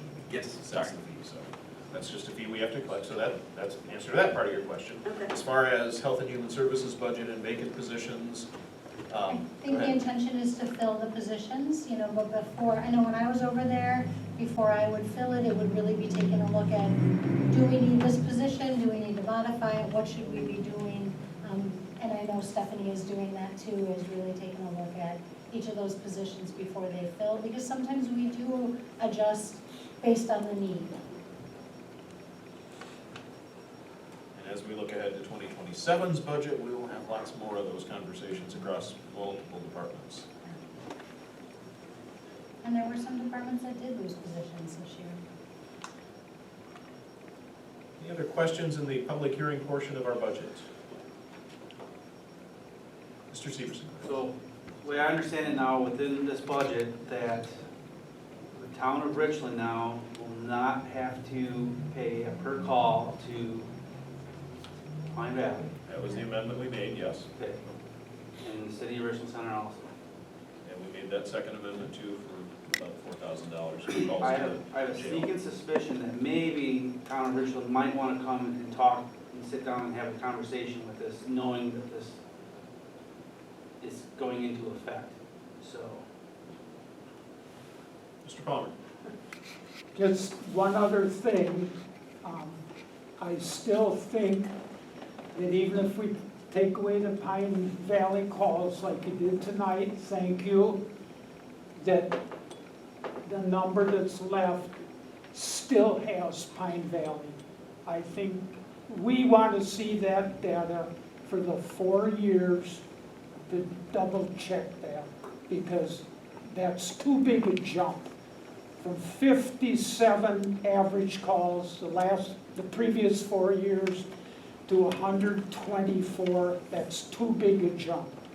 Well, we can certainly review the call data. Our administrator has that. I would like to, I asked Barb about printing it off. She was having some problem. Are you going to be able to print that data off for me? I've got to look at it, but we'll work on getting what, I have the data, but giving it to you with certain information, of course, like I said, we have to make sure it's de-identified. Oh, yeah. Yes, Brittany, go I'll ahead. say something to the Pine Valley calls. When I first started, the calls went up due to a citation that we received because 2 residents were sent with change of conditions via cab, and we got a pretty significant citation for that. So every time pretty much a stub toe happened, we were sending via ambulance because it's a change of condition. We did get clarification from our RFOD from the state of Wisconsin about what is appropriate to send via ambulance and what can we get away with being able to send cab. So we are working that part out. So yes, the beginning of this year, when I started, the calls did increase significantly. Thank you. The cost of Pine Valley. Correct, yes. Well, we're talking about the township. Yeah, so you guys were getting the calls from us, like you were getting that. So those records are probably going to indicate those increased call requirements per this year, when I started, due to the significance of the citation. I mean, the other night, or the other day, Barb and I looked over the calls for 2025 to Richland Township. And through July, we've had 33 calls. And you're trying to tell us our average calls per year for the last 4 were 124? Yeah, we'll I pull can the data, live we'll with take a look at it. 66, but not 124. We'll pull the data, we'll take a look at it. All right. Other questions on the budget?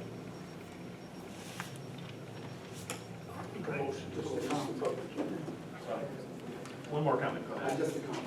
I would hope that you would hold off on this approval of the budget, simply for, and I don't know any of you really, but, you know, it's so simple to pass this thing and let it go after that. It's already said and done, and who's gonna bring it back up again? So I would ask that you hold off. I don't think we need a motion to close the public hearing, so.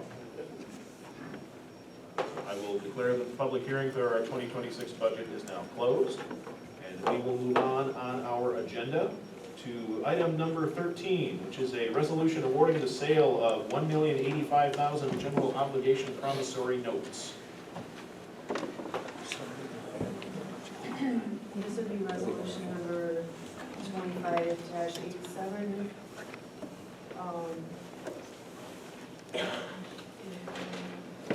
Carol will be here to go over that resolution Yes. from Wisconsin Public Finance Professionals.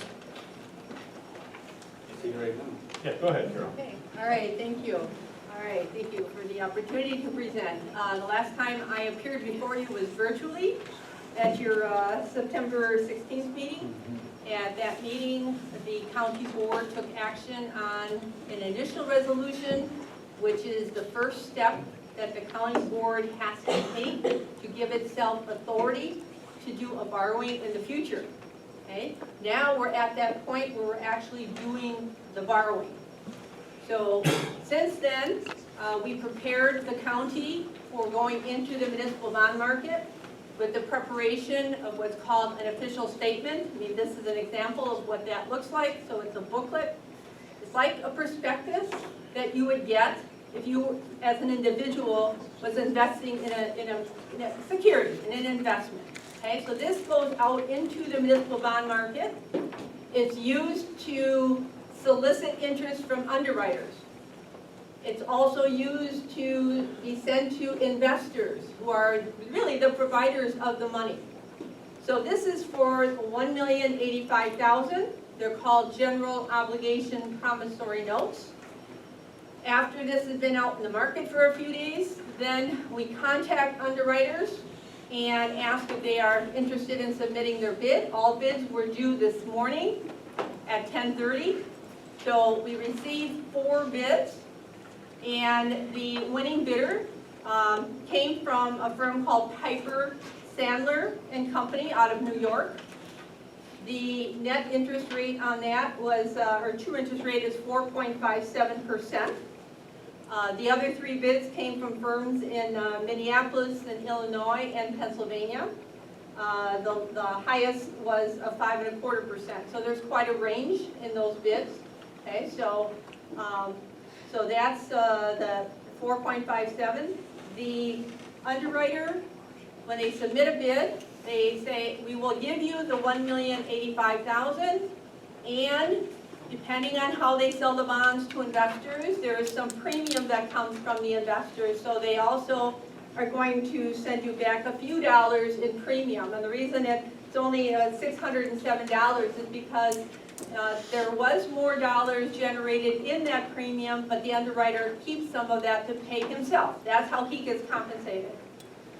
Okay, so the principal and interest that will come due on March 1 of 2026 will then be paid off with the levy of taxes, part of your debt service levy. Okay, so that will be used, it'll be collected in January, February, and by March 1, this is all paid off. Okay, so they're short-term general obligation notes. The closing will take place on November 19th. We try to push that off as far as possible because the money from this borrowing is going to be used for 2026 capital projects. Okay, so we try to put it off almost a month so that interest does not start until that closing date. So your notes will be outstanding from November 19th to March 1st of 2026. On November 19th, you will get the $1,085,000 that goes into the project account. The money can never be used for operating purposes. It can only be used for the projects, okay? And that's identified right in the resolution that you're considering tonight. You also get that little $600 and some of premium. That goes into debt service, and that will stay there to be applied to your debt service in the next year. Because these are being sold as tax-exempt municipal securities, federal law comes into play as well. And that federal law requires the county to spend all of the borrowed money within 3 years. Now, it will be spent within a year, because these are for 2026. I'm just bringing to your attention what we have to comply with from a federal law standpoint. As we are going to be spending the money on capital projects, you are allowed to invest the proceeds at any yield that you can achieve. Okay? That money stays in the project account. Okay? So again, restrictions, the dollar amount you're borrowing, what it can be spent on, okay, cannot ever go into the operating budget because counties cannot borrow for operating expenses. Okay? So the resolution that you're going to be considering is basically telling you what I just mentioned in terms of how much you're borrowing, what the purpose is, the fact that you're going to be paid off on March 1st of 2026, that we took bids, the winning bidder was Piper Sandler, the interest rate is 4.57%, and that they are tax exempt, so we are complying with not only state law, but federal law. It also has several exhibits attached to it.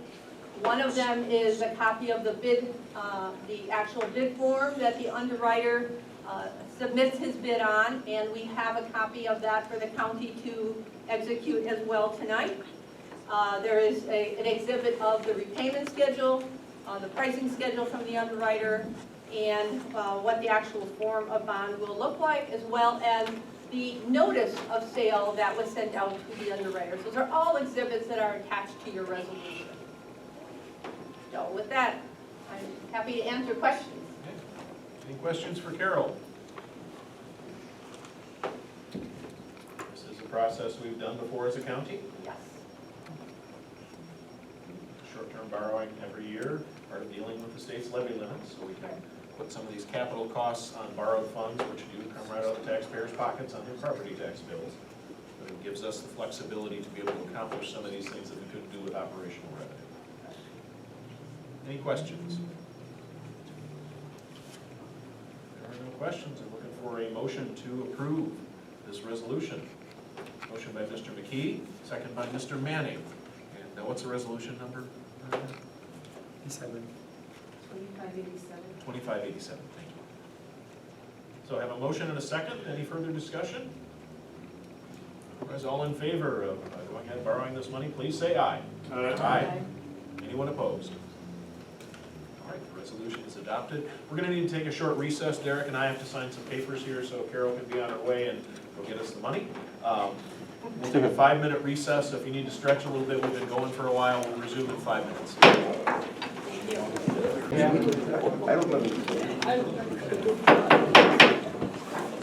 gonna go back to open session here. Board members, please take your seats.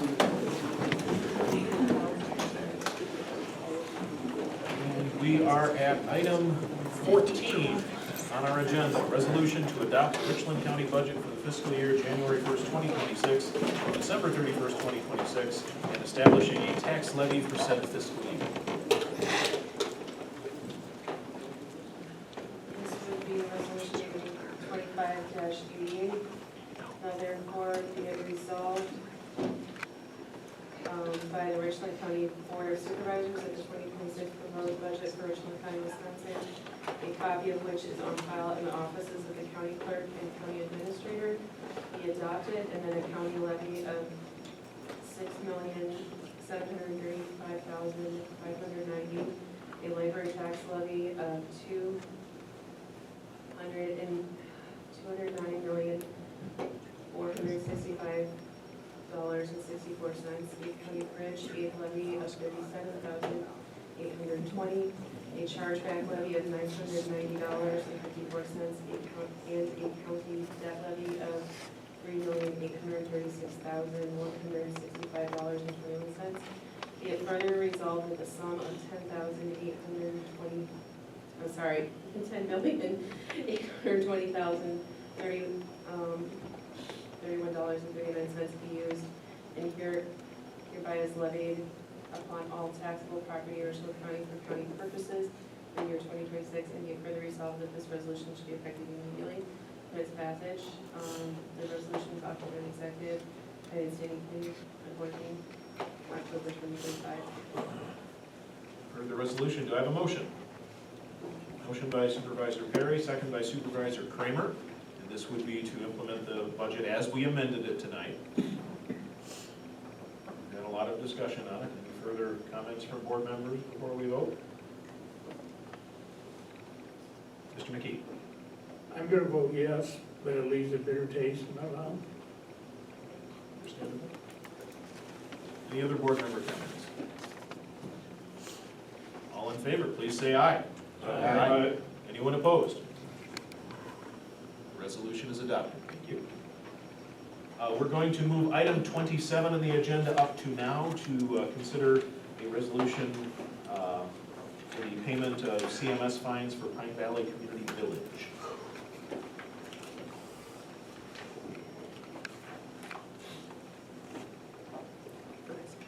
This would be resolution number 25-96.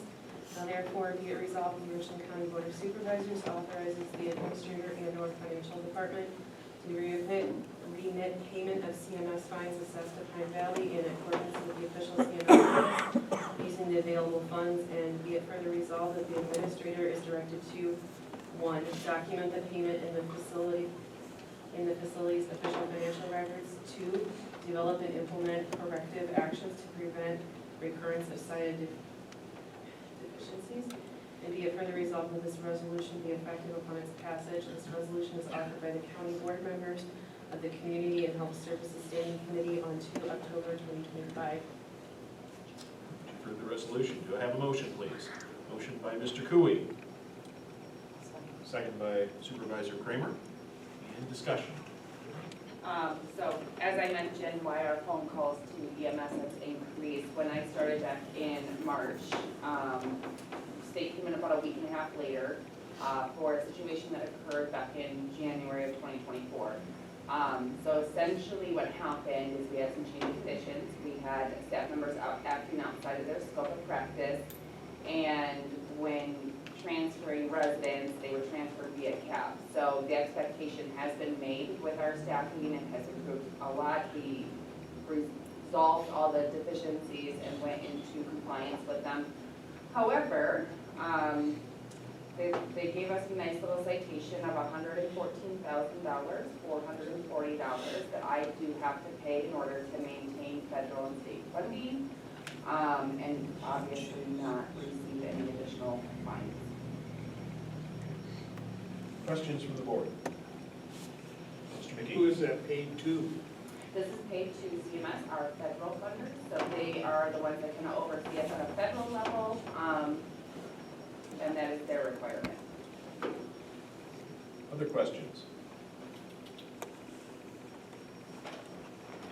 Hearing none, all those in favor say aye. Aye.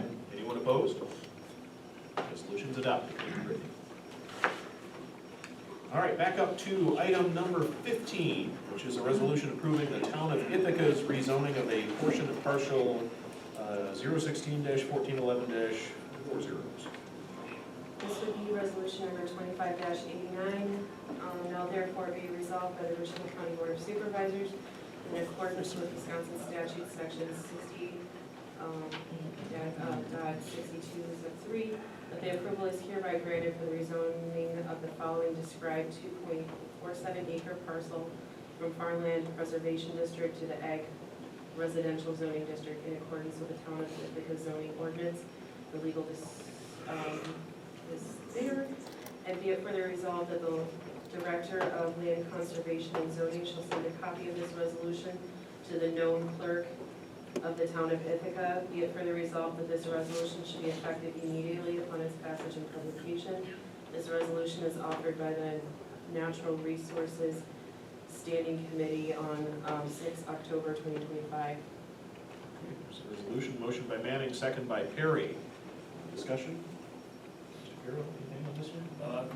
They're breaking off this to someone else to build a house.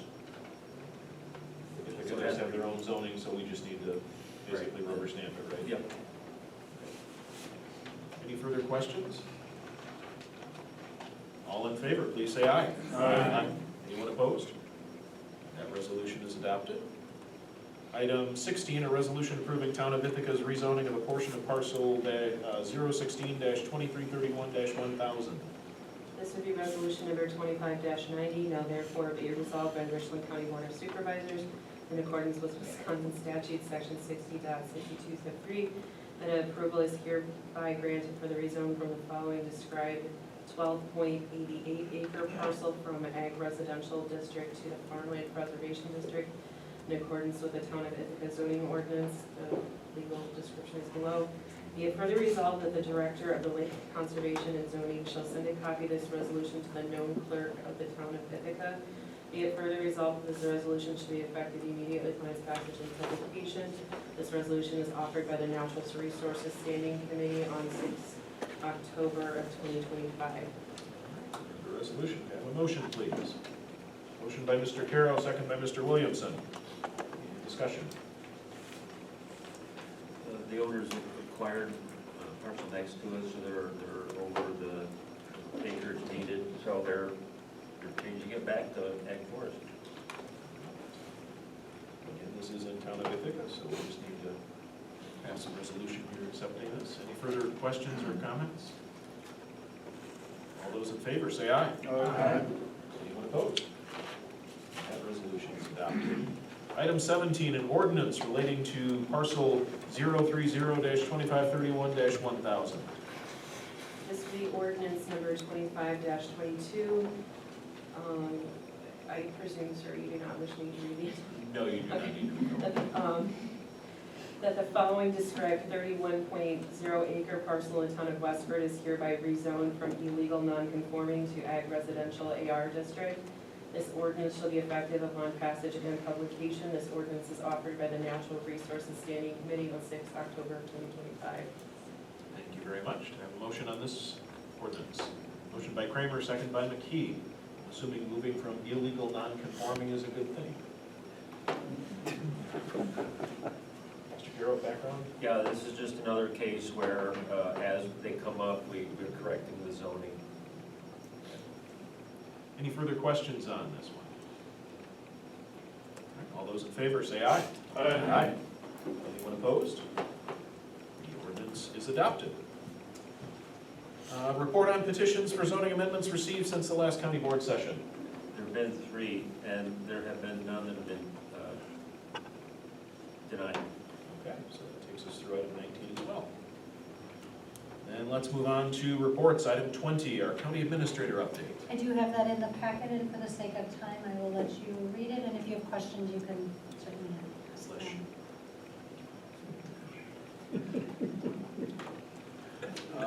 Anybody have questions for the administrator on her report? All right, we do set aside time for any legislative updates. If any legislators have representatives that come to our meeting, a chance for them to give us any updates. And I don't see that we have any here tonight. So let's move on to item number 21, discussion and possible action, approval of interim memorandum of agreement for ambulance services. Yeah, we don't have a resolution. Okay, we don't have a cover sheet for that or a resolution. So, background on this, we originally proposed a 12-month agreement. We got some feedback from some of the municipalities that they might prefer a 3-month agreement as opposed to the 12-month. So we drafted an agreement, it made it through executive and finance in its 3-month form, but we have since received further information on it, and I'll let the administrator talk a little bit about that. Yeah, the city has indicated to us that as the memorandum of agreement stands right now, that they would not be willing to enter into that agreement.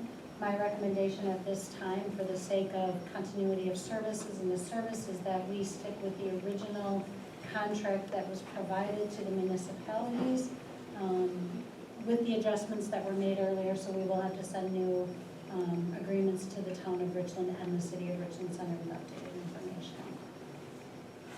Basically sticking with 12 months instead of dialing it back to 3. Since that was already approved, is there specific action we need to take, Attorney Wendell? Well, I mean, Do we need to dispose of this one and move it down? yes, Okay. the item on the agenda is for Okay. that MOU, so. All right, so, and I understand you were in a conversation with Representative Kurtz today with an update on potential legislation that he and Mark Land are putting forth that has to do with increasing opportunity for ambulance districts to get revenue. Yeah, so it looks like basically as long as an ambulance emergency medical service covers, I think, 232 miles of area, the bill introduced will provide them taxing authority. So they could form a district and levy a tax themselves. Yes. And to clarify the point earlier, so my advice regarding the resolutions was for an ambulance district to take advantage of the tax levy exemption. So I apologize. I missed it. So Trish, I just want to make sure that I understand this. Are you saying the city will not sign this? Not the temporary memorandum. Would they sign the yearly? Honestly, I don't know. I'm not sure. She just said that she can't support signing the 3-month memorandum agreement, and that's what they had requested. Yeah, that's my puzzlement. Yeah. She didn't like some of the terms in it and felt they needed to be changed. She said number 5 definitely would have to be removed. But this was originally her idea. Yes. Well, the term was anyway. Yes, to have a memorandum, not necessarily these not necessarily these terms. And I think that kind of continues to support the difficult position that the county is in. You know, the county wants to create a sustainable service. Townships want to have sustainable budgets. And I understand that, and sometimes those two things contradict each other. So the recommendation is that we vote no on this, go back to the 12-month agreement, which hopefully would create an environment where we can do whatever happens next for the service and implement it the right way and get it squared away so that for 2027 and beyond, we can have a reliable and stable service for the people we're serving. So that's why on point number 3 here, a committee would be established. Are you still thinking that way? And if so, do we need to make a motion for that to happen? We wouldn't need a motion to create a committee, because we could still get together with them and start talking about long-term solutions. And I wouldn't be opposed to that. I really wouldn't be opposed at all to getting together, because I think that's what we need to do. We need to have people come to the table who are willing to focus on the future of the ambulance service and not rehash the past. Well, given the tension we just went through, I'm wondering whether we should have a formal invitation for that. And I could certainly do that. I can certainly, in the next 30 days, work on creating a committee to get individuals together from the county and the different municipalities to start talking about what does 2027 look like as far as a funding model. And I think it would be important for that committee to begin to say, here's our scope, or here's our charge. Because one of those charges, I think, should be to look at the data from Mr. DeYoung and some other things. But I think we need to get real specific on that. So that's why I'm wondering whether we need something formal. I do know on executive and finance next week, we have the ambulance service on the agenda, so I can certainly bring information forth with the creation of a committee and what that committee will look like. Okay. Other questions on this side? Mr. Severson. With this temporary agreement that you're wanting to eliminate now, the one that was in our packet. I'm not wanting to eliminate the city of Richland Center, is asking, is indicating they're not on board with that. So our recommendation is that we vote it down and leave the 12-month one as the. So where can I see this 12-month one? It was on executive, a draft of it was at executive and finance, and then it was sent out to municipalities in September. So if you look at the second executive and finance committee meeting that happened in September, I believe it was in the packet. With all the whereases? County responsibility, section 1, that's it?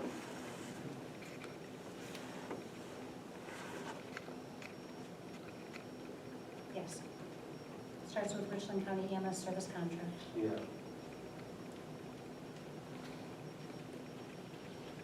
Is that up on there so public can see? No, this is still the shorter one. They'd have to go back and pull it up here. The second executive and finance in September. John, do control F5, that'll resolve. John, control F5.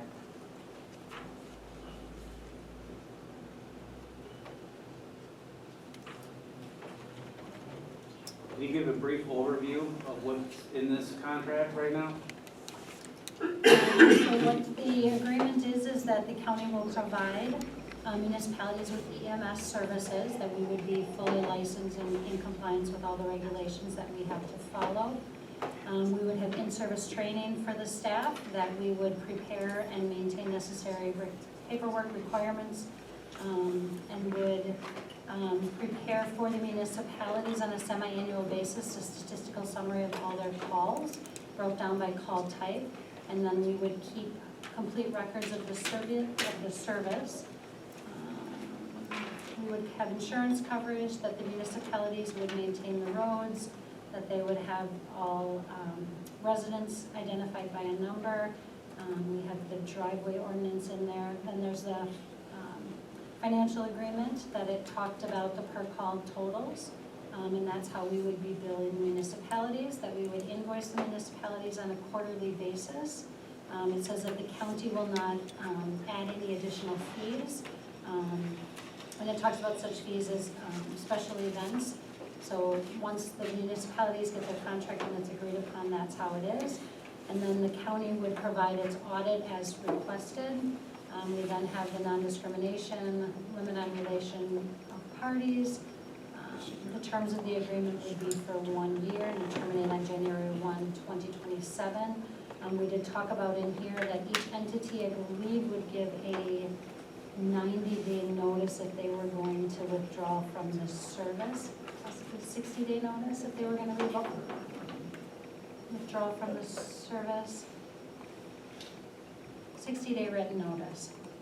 And a big part of that is, you know, there was a lot of discussions earlier this year about municipalities possibly not staying with the service. We need to give our staff appropriate notice if the service is no longer going to be in effect. Questions? Mr. Severson, go ahead. Section 3, financial arrangements. What we did tonight, is that reflected in this document? I think we'd have to update this document to reflect our changes tonight. We would, so I would have to provide a new contract to the city of Richland Center and the town of Richland with the adjusted numbers. And what about this 2,500? That's the minimum 4 municipalities that do not have a call total that equals 2,500 or more.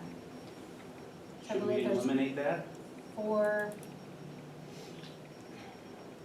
it's created in the budget this way. And I've had one municipality that has reached out to say that that's cost prohibitive and they're looking elsewhere. But I've had one that is at that 2,500 that has already returned the contract. How many of them were under the contract number? How many of them were I under? believe it's 4. Other questions?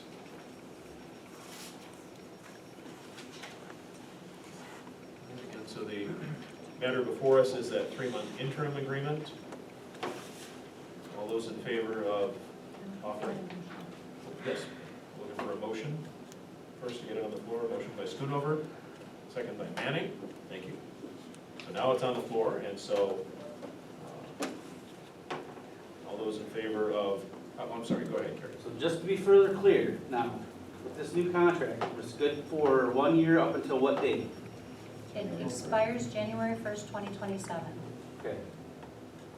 And right now, the updated call volume for the town of Richland and the city of Richland Center will be reflected in this, even though it's not in it. Because in this current contract, if you go, I don't know if John already left there, I get that. the base contract has totals with just a line, so that's information that will have to be added in and provided individually to each municipality. So I will provide new contracts tomorrow morning to the city of Richland Center and the town of Richland. Can this be amended at any other time? Any time as long as the party can agree to it in writing. Okay. Which would become part of the mission of that committee to review that. Other questions? We've got you covered. This is 27 News at 10. All right. Wrong station.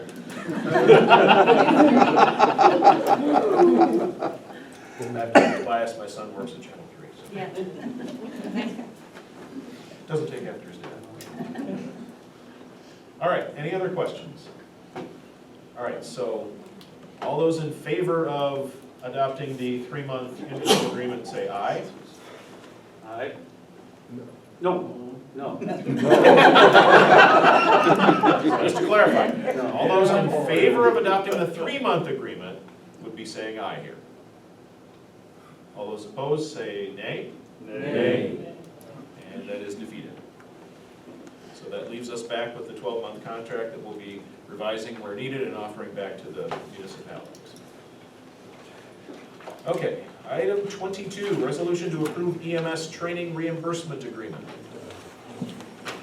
This would be resolution 25-91, and now therefore be it resolved that the Richland County Board of Supervisors approves the reimbursement for training agreement, and be it further resolved that this resolution shall be effective upon its passage and publication. This resolution was offered by the Executive and Finance Standing Committee on 25 September of 2025. The resolution, do I have a motion, please? Motion by Mr. Cooley, second by Mr. Williamson. Any discussion? This resolution helps with retention of our staff. When this was originally written was back in July when we were critically staffed. We are currently fully staffed. All of my staff are here, ready to serve you. As you can see, these crews are on duty tonight, so if they rush out, they mean no disrespect. We're doing amazing. We have 2 trucks staffed currently, and things are looking good. I have 7 of my staff in class currently, and a way to retain them is through a contract with them that we will reimburse their EMS learning as they advance levels by making a commitment that they will stay with our organization after they complete and successfully pass their National Registry exam. Any questions?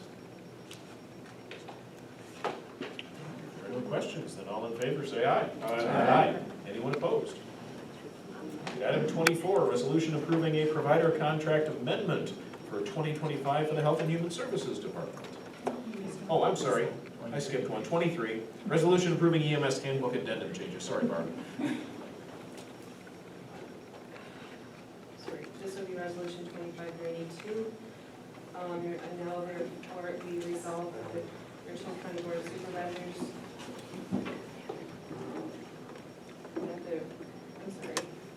Now therefore it be resolved that the Richland County Board of Supervisors, the updated EMS handbook, and be it further resolved that this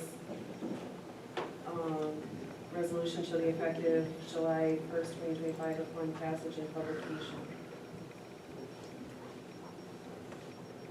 This resolution is offered by the Executive Finance Committee. For some reason, spell it typos. That the Richland County Board of Supervisors find the updated approve?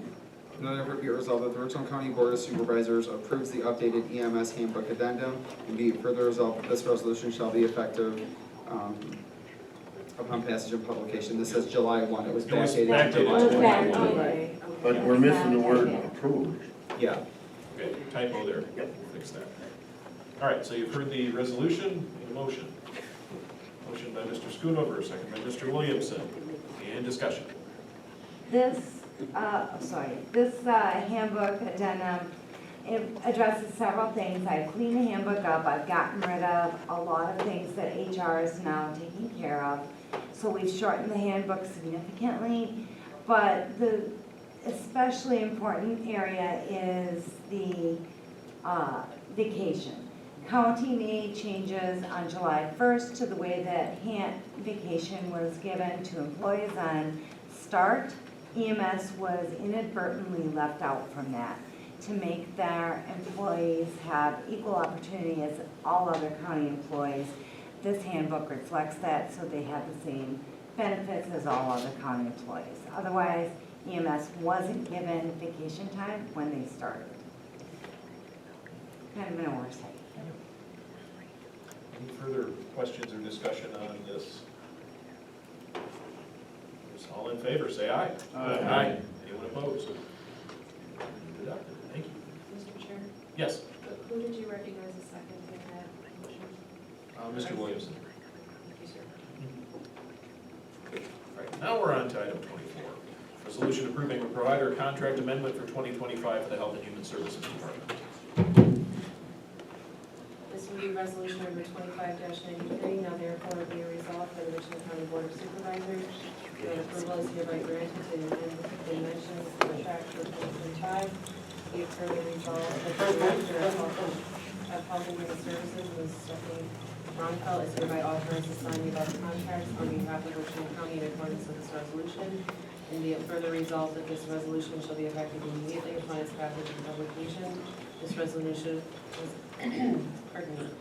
was offered by the county board members of the Community and Health Services Standing Committee on 2 October 2025. Okay, the resolution, do I have a motion? Motion by Mr. McKee, second by Mr. Manning. And discussion on this, I believe Stephanie is online with us? Hi, yes, I sure am, and I apologize, my camera keeps like going in and out. It's strange.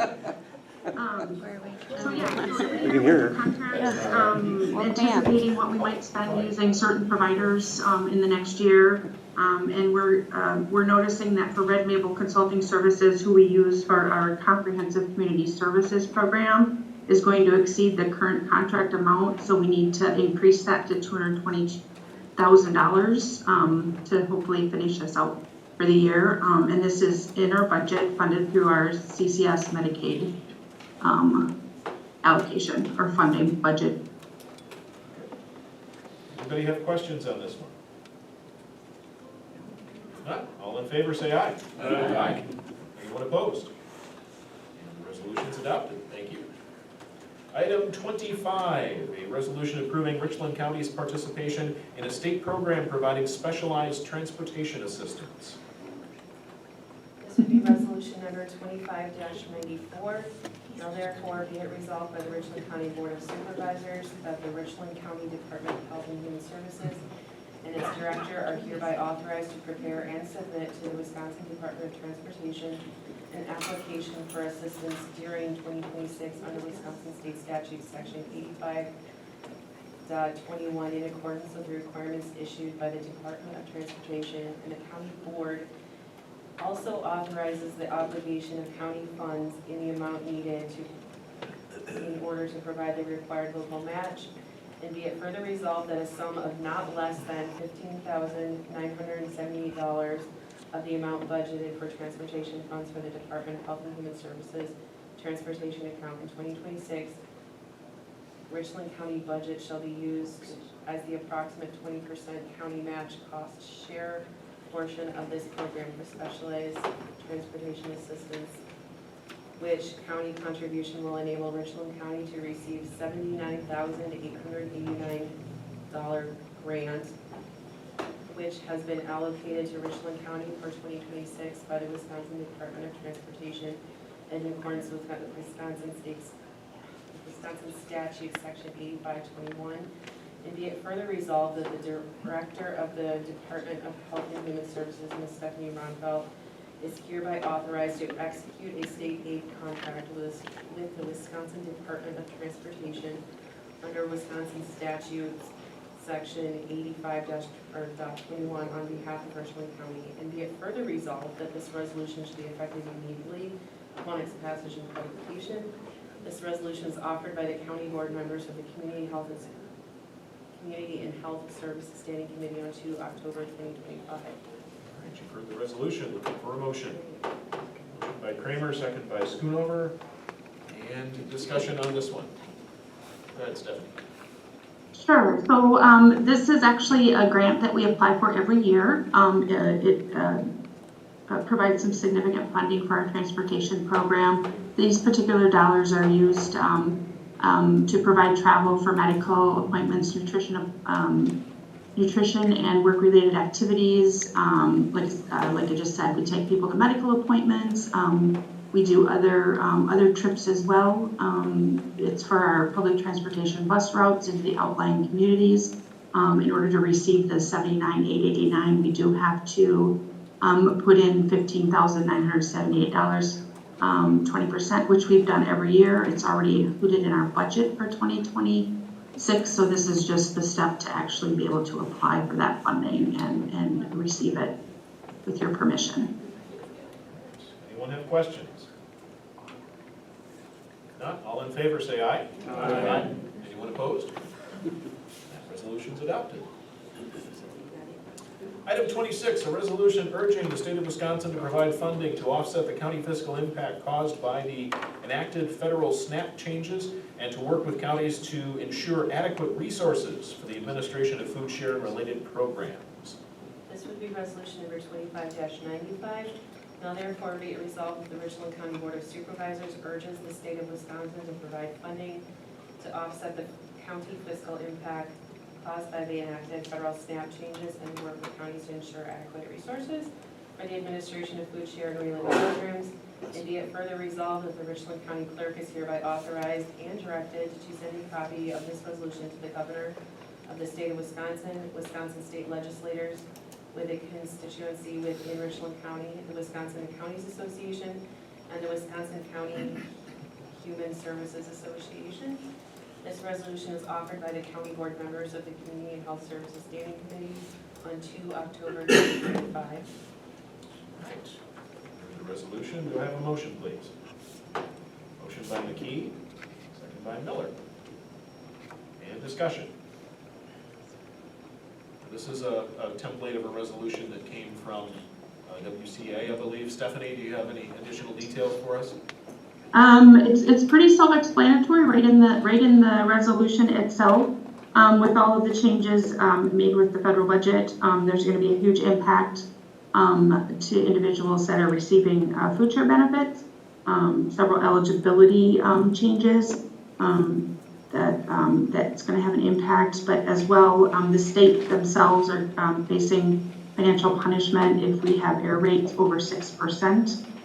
So this resolution is asking for additional state dollars to be able to increase our ability to do some quality assurance checks to keep that error rate low, because it will obviously, the error rate, the punishment would get charged to the states, and as we probably can guess, that would trickle down to the counties. So we're trying to get some additional dollars that way. And then also to another, a big change is normally if we go over our allocation, historically we've been able to get back 50%, like a 50-50 match, like for every dollar we get 50 cents back. And they're changing that to where we'd only get 25 cents back. So this is just a resolution to send on to the powers that be to hopefully provide this additional funding to counties. All right, thank you. Anybody with questions or comments? If not, all those in favor of the resolution, please say aye. Aye. Anyone opposed? Resolution is adopted. Thank you. Thank you. All right, we already did item 27, so moving on to item 28, a resolution amending the sheriff's addendum to the Handbook of Personnel Policies and Work Rules. This would be resolution number 25-97, now therefore be resolved by the Richland County Board of Supervisors that approval is hereby granted to amend the sheriff's addendum to the Handbook of Personnel Policies and Work Rules by adding the day after Thanksgiving and Good Friday as paid holidays. Be it further resolved that this resolution should be effective January 1st, 2026.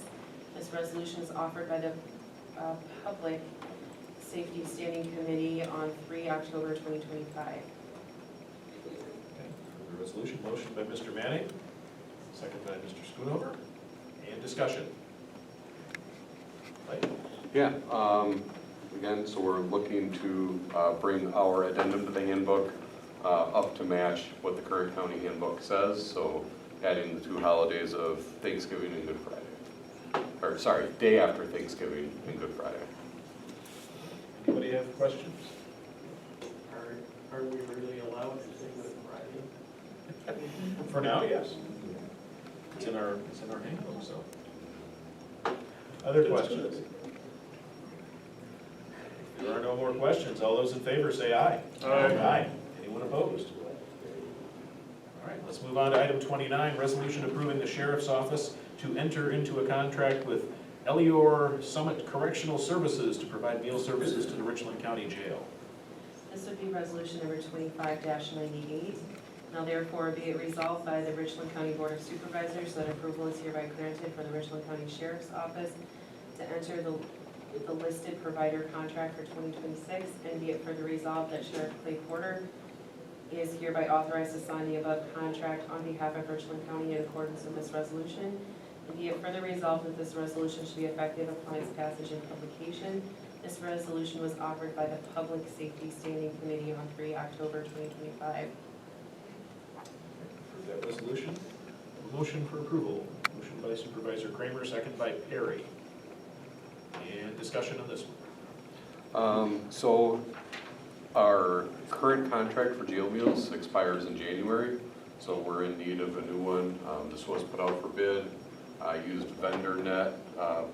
I directly contacted, I believe it was 4 or 5 potential vendors directly, and then I used VendorNet. I think that went out to around a dozen more potential vendors for us, and we only got 2 responses back. This was the best deal for the county. They are our current provider as well, and they're looking to continue that. The proposal that I was given was open-ended for dates. I'm looking to sign for a year right now while we explore some other cost-saving options for the county. So, but we need to get that locked in for next year. Sheriff, you're satisfied with the service we have already? Yeah, it's, I would say that we've had struggles with them, but when we've had challenges, they've worked to address them. So we've had a pretty good relationship. We did almost leave them last year to go with Pine Valley. Pine Valley fell through, and they took us back on without question. So another thing I would add to this is, so we're looking at what is an alternate price thing to bring the cost down a little bit. If you looked at the information in the packet, they're willing to start that for us immediately and let us see the benefits of that cost savings starting when I sign for next year. So, yeah. Supervisor Miller. Where are they out of? How far do they come? Summit is or Elior, it's a national company. Our meals come from Lancaster, from the Grant County Jail. So, and that's kind of when I mentioned a cost savings thing, I'm trying to figure out a way we can make them here. So, or would like to figure that out. Other questions? We had in the past had it made here locally, but that vendor fell through, correct? Yes, yep. So they were previously made at Schmidt-Woodland Hills. This was back when it was called Avian's, which is actually what Elior is now. But, yeah. Other questions? Those in favor of the resolution, please say aye. Aye. Anyone opposed? The resolution is adopted. Item number 30, a resolution approving a proclamation recognizing Crash Responders Safety Week. This would be resolution number 25-99. Now therefore, I, Tricia Clements, County Administrator, do hereby proclaim the week of November 17 through 21, 2025 as Crash Responders Safety Week, and ask all citizens to support this initiative and keep those who respond to emergencies safe. Motion by Mr. Schoonover for a second. Second by Mr. Williamson. And discussion, this is another resolution that came before us that we were asked to adopt. Yes, yes. I expect to see your picture in the paper signing that. So really, this is just to raise awareness about the dangers faced by law enforcement officers, firefighters, emergency service, medical service individuals, tow truck operators, and other crash responders. And it really just outlines the risk that they take and asks all citizens to support this initiative. Any questions? All those in favor of the proclamation, please say aye. Aye. Anyone opposed? All right. We are up to item number 31, a resolution approving a timekeeping policy and associated handbook update. This would be resolution number 25-100. Now therefore be it resolved by the Richland County Board of Supervisors that the timekeeping policy and associated handbook update are approved. Be it further resolved, this resolution shall be effective upon its passage and publication. This resolution is offered by the Executive and Finance Standing Committee on 14 October 2025. It's the resolution, motion by Perry, second by Manning. Trish. So there are two parts of this. The first is the handbook update. So on the draft that says time reporting and it's number 13, that is the handbook update. And then the second part is the timekeeping policy, which is shown right there. Really just want to outline expectations of employees for their timekeeping. One of the things we've really talked about is trying to get things in writing so that staff are fully well aware of what the expectations are. Anyone with questions? All in favor of adopting the new policy, say aye. Aye. All opposed? Very good. Move to item 32, a resolution approving updates to the Richland County procurement policy. This will be resolution number 25-101. Now therefore be it resolved by the Richland County Board of Supervisors that updates to the Richland County procurement policy are approved as presented. Be it further resolved, this resolution will be effective immediately upon passage. The resolution was offered by the Executive and Finance Standing Committee on 14 October 2025. The resolution, motion. Motion by Supervisor Miller, second by Schoonover. Discussion. So this is something that was approved last November, I believe. And there was feedback from department heads that it sometimes was hard to read, sometimes hard to follow. When Leanna Pick started as our finance director, I gave her the task of updating this.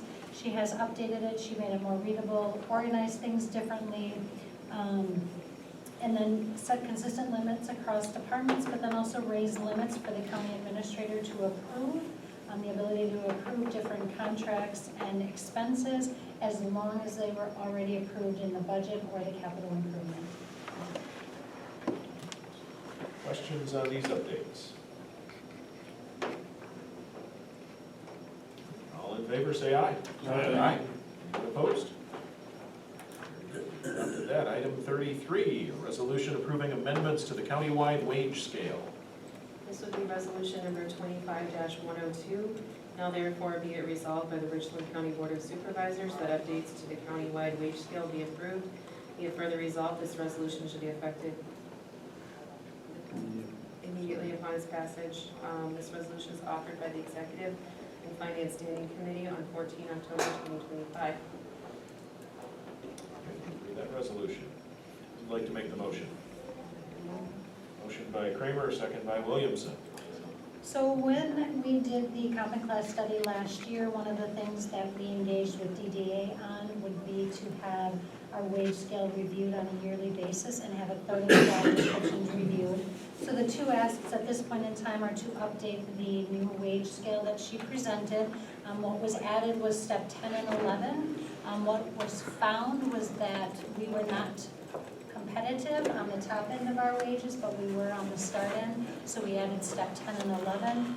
I believe there may only be one or two people that are impacted by that right at this moment. Otherwise, this will be something that will impact people in the future. The other piece is on page 10 of the document, listed the different positions that should have a grade adjustment based on either the market or their job duties that have changed for their job duty changes. So we're asking that those 10 positions have the grade adjustments approved as recommended along with the updated wage scale. Are Pine Valley RNs and nurses on that? They are. There was one position that Brittany had concerns about, and so I am working with her and Tessa from DDA to review. And if there are changes made on that one, we will be bringing that back.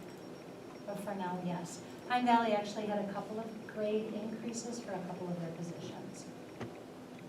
Well, they're having a hard time finding nurses. Other questions?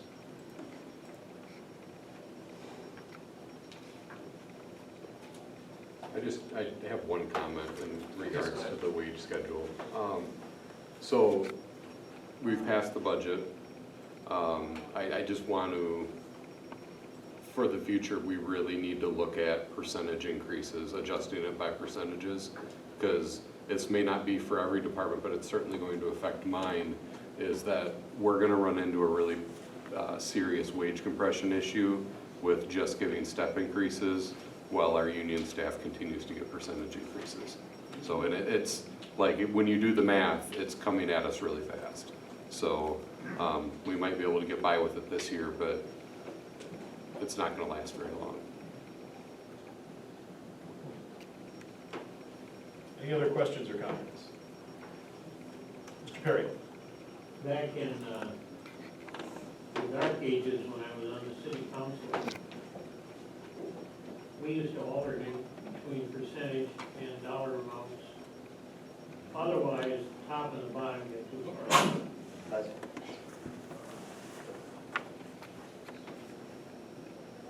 That's one of the reasons we have our salary scale plan the way it is to try to prevent that from happening, so.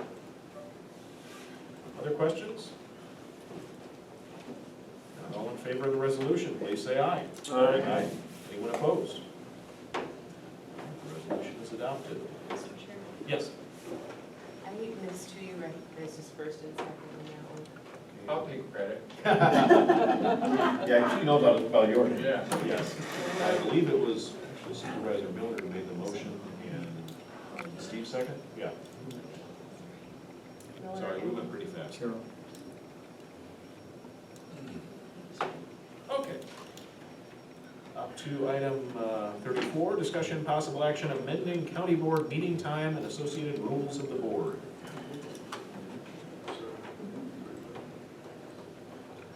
So there's no resolution prep for this one. Okay. It was brought up as a future agenda item at the last county board meeting to put as discussion possible action for this meeting. There has been some talk about having meetings earlier.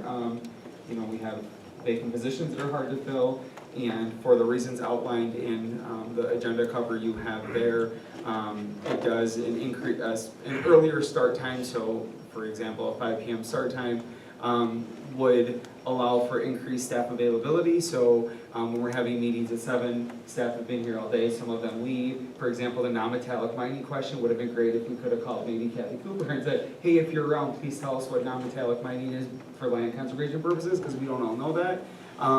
And then the coordination between the departments, so if there was something that, you know, required immediate attention, like perhaps a budget question that we just had a little bit ago, we could maybe talk about that, you know, sooner rather than the next day and waiting, and just maybe, you know, facilitating that conversations and having just streamlined operations. So it was brought up that we have an earlier meeting time. I know in years past, those of you that have been on county board may recall during the winter months, I believe we met during the day, 9 or 10, sometime in the morning, there you go, and then switched in the summer. So, I mean, the county board has not always met at 7, it has changed, but it was brought up and that's why it was on the agenda. Motion to approve. We haven't said anything yet. I would say that, you know, tonight being a case in point, it would be 7:45 now instead of 10:15 if we had started at 5. So I have a question. It would be on Tuesdays, the third Tuesday. We would keep the same day, we just shift the start time, and 5 PM is what's mentioned here in the cover sheet. We could do 5, we could do 6, you know, whatever, it's our meeting, so whatever you feel is appropriate as a board, we could do. We just have to then update our meeting, our county board rules to reflect that. Would anybody have problems being here by 5 o'clock? Gary? I was gonna comment on how we got to 7. I would comment on how many people that were in here would have been here at 5 o'clock? Besides us. Besides us, On the people in Tuesday. the gallery, how many people, that's part of what this is. I would ask for 6 o'clock, but. Okay, Supervisor Thompson spoke, bang it, 6 o'clock, okay, cool. Mr. Severson, go ahead. So like the background of why we went to 7 was a former county supervisor from District 9 come in here and he wanted to have time for the public to come and speak because the majority of people are working at 5 or getting off at 5 and wouldn't have time to come, and he felt that the public needs to be more involved in engagement for the public. So we used to meet at 10 a.m. in the winter months, and of course a lot of people working and couldn't come and express their concerns like they did tonight. So Could we just make public comments later in the agenda? We set our agenda so we can determine where to put it, that's another Set it question at for us. 5 and then. That's in our board rules too, so we'd have to amend the board rules to address that as well. Personally, I would not want to go back to daytime meetings, but Me neither. starting at 5 or 6,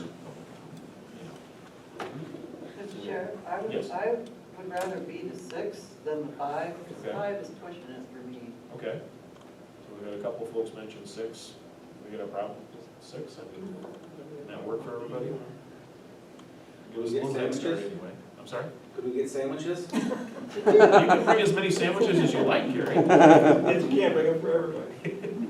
It's no different than school, if you're bringing a treat, you're bringing bread. All right, so it sounds like if everybody's okay with 6 o'clock, we can proceed with revising our board rules, and we'll have to bring that back to pass it officially, correct? Not if you deferred it. Okay, so motion to, want to make that motion, Larry? Motion to approve. All right, motion to approve amending our board rules to reflect a county board meeting start time of 6 PM. Second for that motion. Mr. McKee seconds. Any further discussion? All those in favor say aye. Aye. Any opposed? All right, we've amended our rules. Very good. All right, that brings us to item 35. Discussion and possible action, demolition of campus buildings and associated costs. So what we are doing is just looking to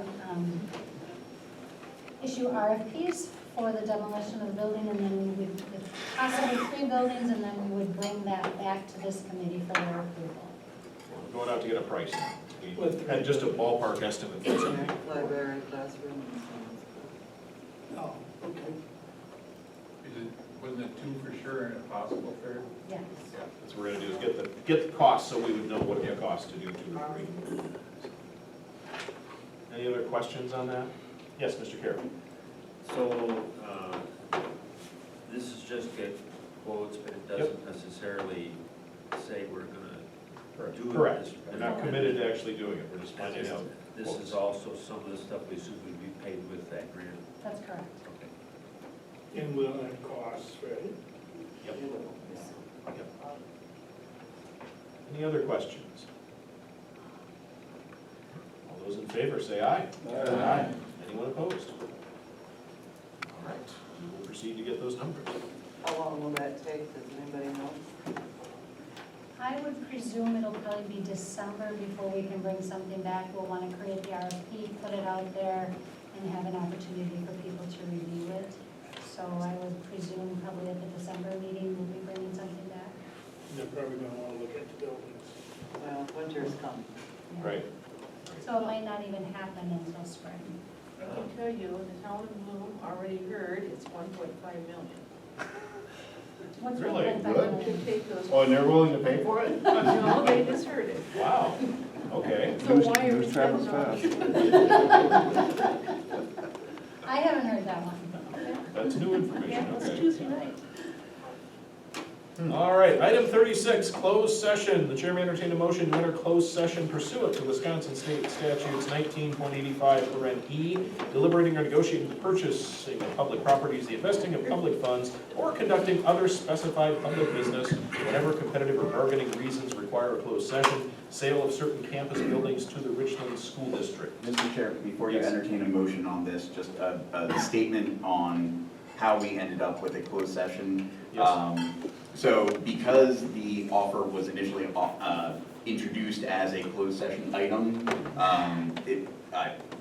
my recommendation was that we have a closed session on our agenda. However, the recommendation to this board is that negotiations take place in open session.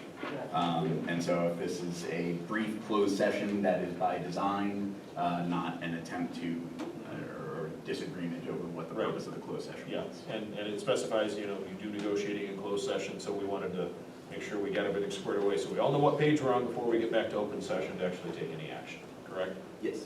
Okay. All right, so with that, I'd be looking for a motion to go into closed session. Mr. McKee moves, Mr. Schoonover seconds. All in favor of moving into closed session, please say aye. Aye. Anyone opposed? Please note that it was a unanimous vote to go into closed session. Okay. I believe I can achieve that. She's talking back, Miranda. Did you just apologize for coming back?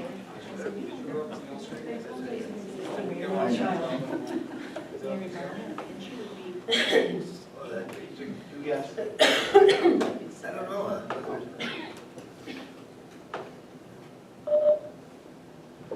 Okay, we are back in open session. And we are on item 38, discussion and possible action on items from the closed session. So, do you want to start telling the story, Trish? We received an offer to purchase. We received back in July, I believe, an offer to purchase two of the buildings at the campus from the school district. So the Richland School District made an offer to purchase Melville Hall and the gymnasium. There were a few closed session meetings, and it was determined that these discussions should be held in open session, so that is where we are right now, is having a discussion about the purchase of the two buildings by the Richland School District. They're offering us $1, which is probably too much, but, anyway.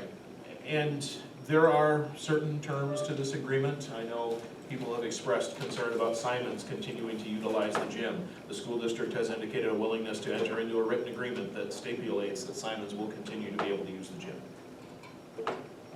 We talked with them about where we draw lines for properties and stuff. We'll continue to have access to Simon's, even though that's the chunk of property they're looking to take. There will be an easement, so we have access.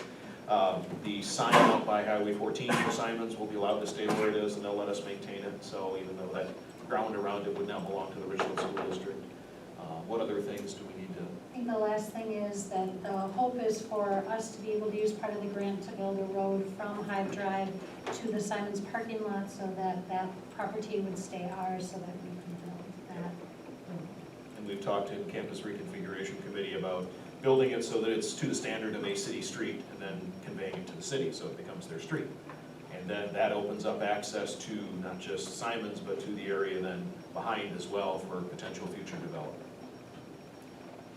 Mr. Manning. I take it there will be surveying done, and who's going to be responsible for that cost?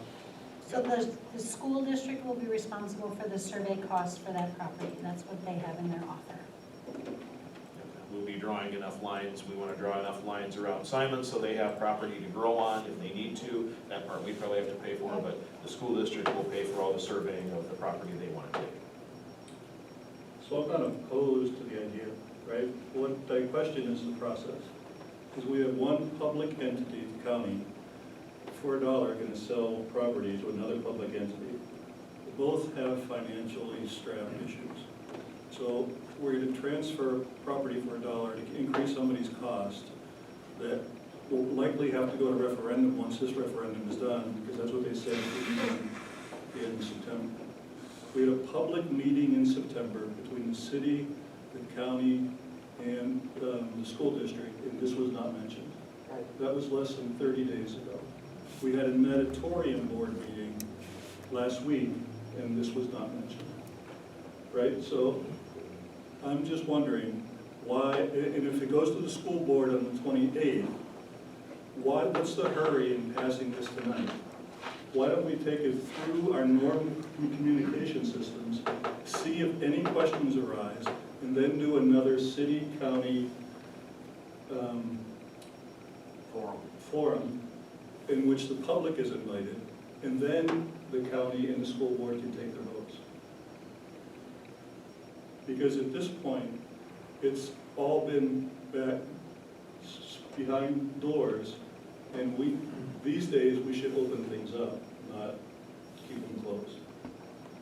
Ask people for opinion, just like we did tonight. It was an excellent meeting, by the way, when the citizens were going back and forth.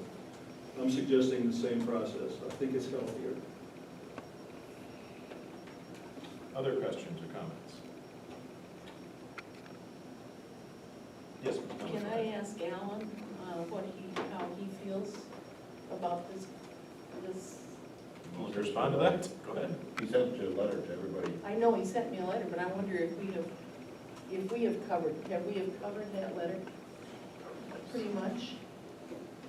Well, I guess one question I have about where does the parking lot go for Simons? Does that stay with the county or the Simons, or does that go with the school district? That stays with us. So then, I guess I'm just curious to see where the lines would be drawn. I don't know, have you done a preliminary draft of that? There were lines that were with the proposal they sent us. We have tweaked those a bit through the process with them. Trish has a printout there showing. Basically, it'll wind up going from Highway 14 up to... Yeah, you see, and what I would say, like the Simon's parking lot, if it ever needs to be expanded, what I'm seeing here would be a problem. Well, that's something we'd have to work with the school district on. Yeah, but I mean, because I would expand to the west anyway. Here, I'll try to show you. You see what happens when you push the discussion, right? There's not enough time. What I would suggest is that like this line here be drawn down this way. That's all wetland, you can't expand. Yes, you can. Yeah, as long as you don't disrupt the flow of water. No, I'm pretty sure I checked into that. Again, that's, if we go through with this, that is something we'd have to work out. Yep, that's fine. Yep. But they originally were gonna leave this out, they're gonna take that too, so we don't have an Yeah, open corner. this looks like it'd be fine as far as, expanding Simons. Yep, and we'd wanna draw enough line out Yep, for yep, whatever yep, else yep, happens over here, so. But yeah, just on, my first quick glance, that's what I would. Yep, and they're gonna grant an easement through here so that we have access to Simon. Yep, yep. That will happen in perpetuity. So. Yep. Okay. All right. Yes. You bet. Other questions or comments? Mr. Carroll? Unless there's some time constraint, why not have another public forum? That's something you could go to the school district and ask about. If it's on our agenda, the public. What's that? School district came to us with this offer to purchase. We didn't seek it out, so. No, I'm just saying that, like Larry's saying, there could be blowback if people feel like they haven't had a chance to say something. Why not just? You're not wrong, but I'm willing to let the school district figure out how they're gonna negotiate it. But if you both come out in public and say it and get reaction, then we'll know what we're dealing with. I believe we're looking And we at can it still on take public a and say it vote. right now. Because I'm not sure what a month delay hurts. Well, they revised their date on their offer, didn't they? What is the? 'Cause originally it was like an August date they wanted, we didn't make that. But their new offered valid date is, So just to clarify, Dave, you're saying that the county has to accept their offer by some certain date? October 22nd is the date they gave us. Wow. That's how long their offer is valid for. Okay. I think one of the issues that they're struggling with, and I might be speaking for them, but they have to find another location to have one of their alternative schools if they don't have this. So if we end up not going with this and not working with them on this and keeping this property, they then have to go back to square one to where are we gonna have this alternative school? But is there a time constraint on that, is the question? I Can we, think they have an agreement right now only till June of where they're at right now. And so it would be really that exploring new location, the remodeling, agreeing to a location. I mean, I wouldn't say Melville is move-in ready. No, not for their purposes. No. Mr. Frank? So I guess I would move forward on this, in my opinion. This is going to the school district. The school district then has to approve it. They have then the opportunity to say, hey, county, let's have the meeting.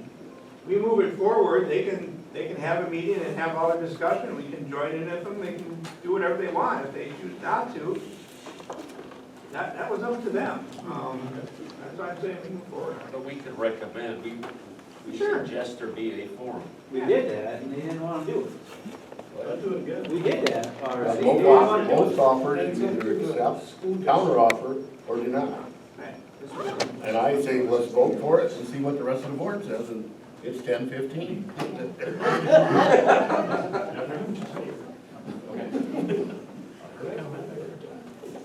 Any other? Motion to proceed. Mr. Perry makes a motion to proceed, second by Mr. Manning. Any further discussion? Roll call vote, please. Here you go. You want me to keep it? So, This would be a motion to move forward with the agreement to sell to the Richland School District. sir, yes would be for, and Yes is for moving forward, correct? Caro, Aye. Miller, Yes. Schoonover, Yes. Kramer, Yes. McKee, Yes. Engel, No. Hendricks,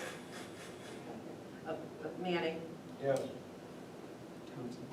Oh, No, you're good, Thompson next. is nine. She's not on there, she's in this, so Thompson. Thompson, Yes. Harry, Aye. Turk, Aye. Cosgrove. Aye. Frank. Yes. Severson, No. Williamson, Yes. Cooey, Yes. Fleming, oh, she's not here. McGuire. Is not here. So, 12. 12 yeses, sir, and you have 2 noes. Right. Move forward, thank you all. All right, item 39, correspondence. I think any correspondence that have been received have been added to the packet. So it's all in your packet, we certainly had stuff about, we had stuff about this, we had stuff about ambulance, so, all right. Future agenda items, next time we meet at 6 o'clock.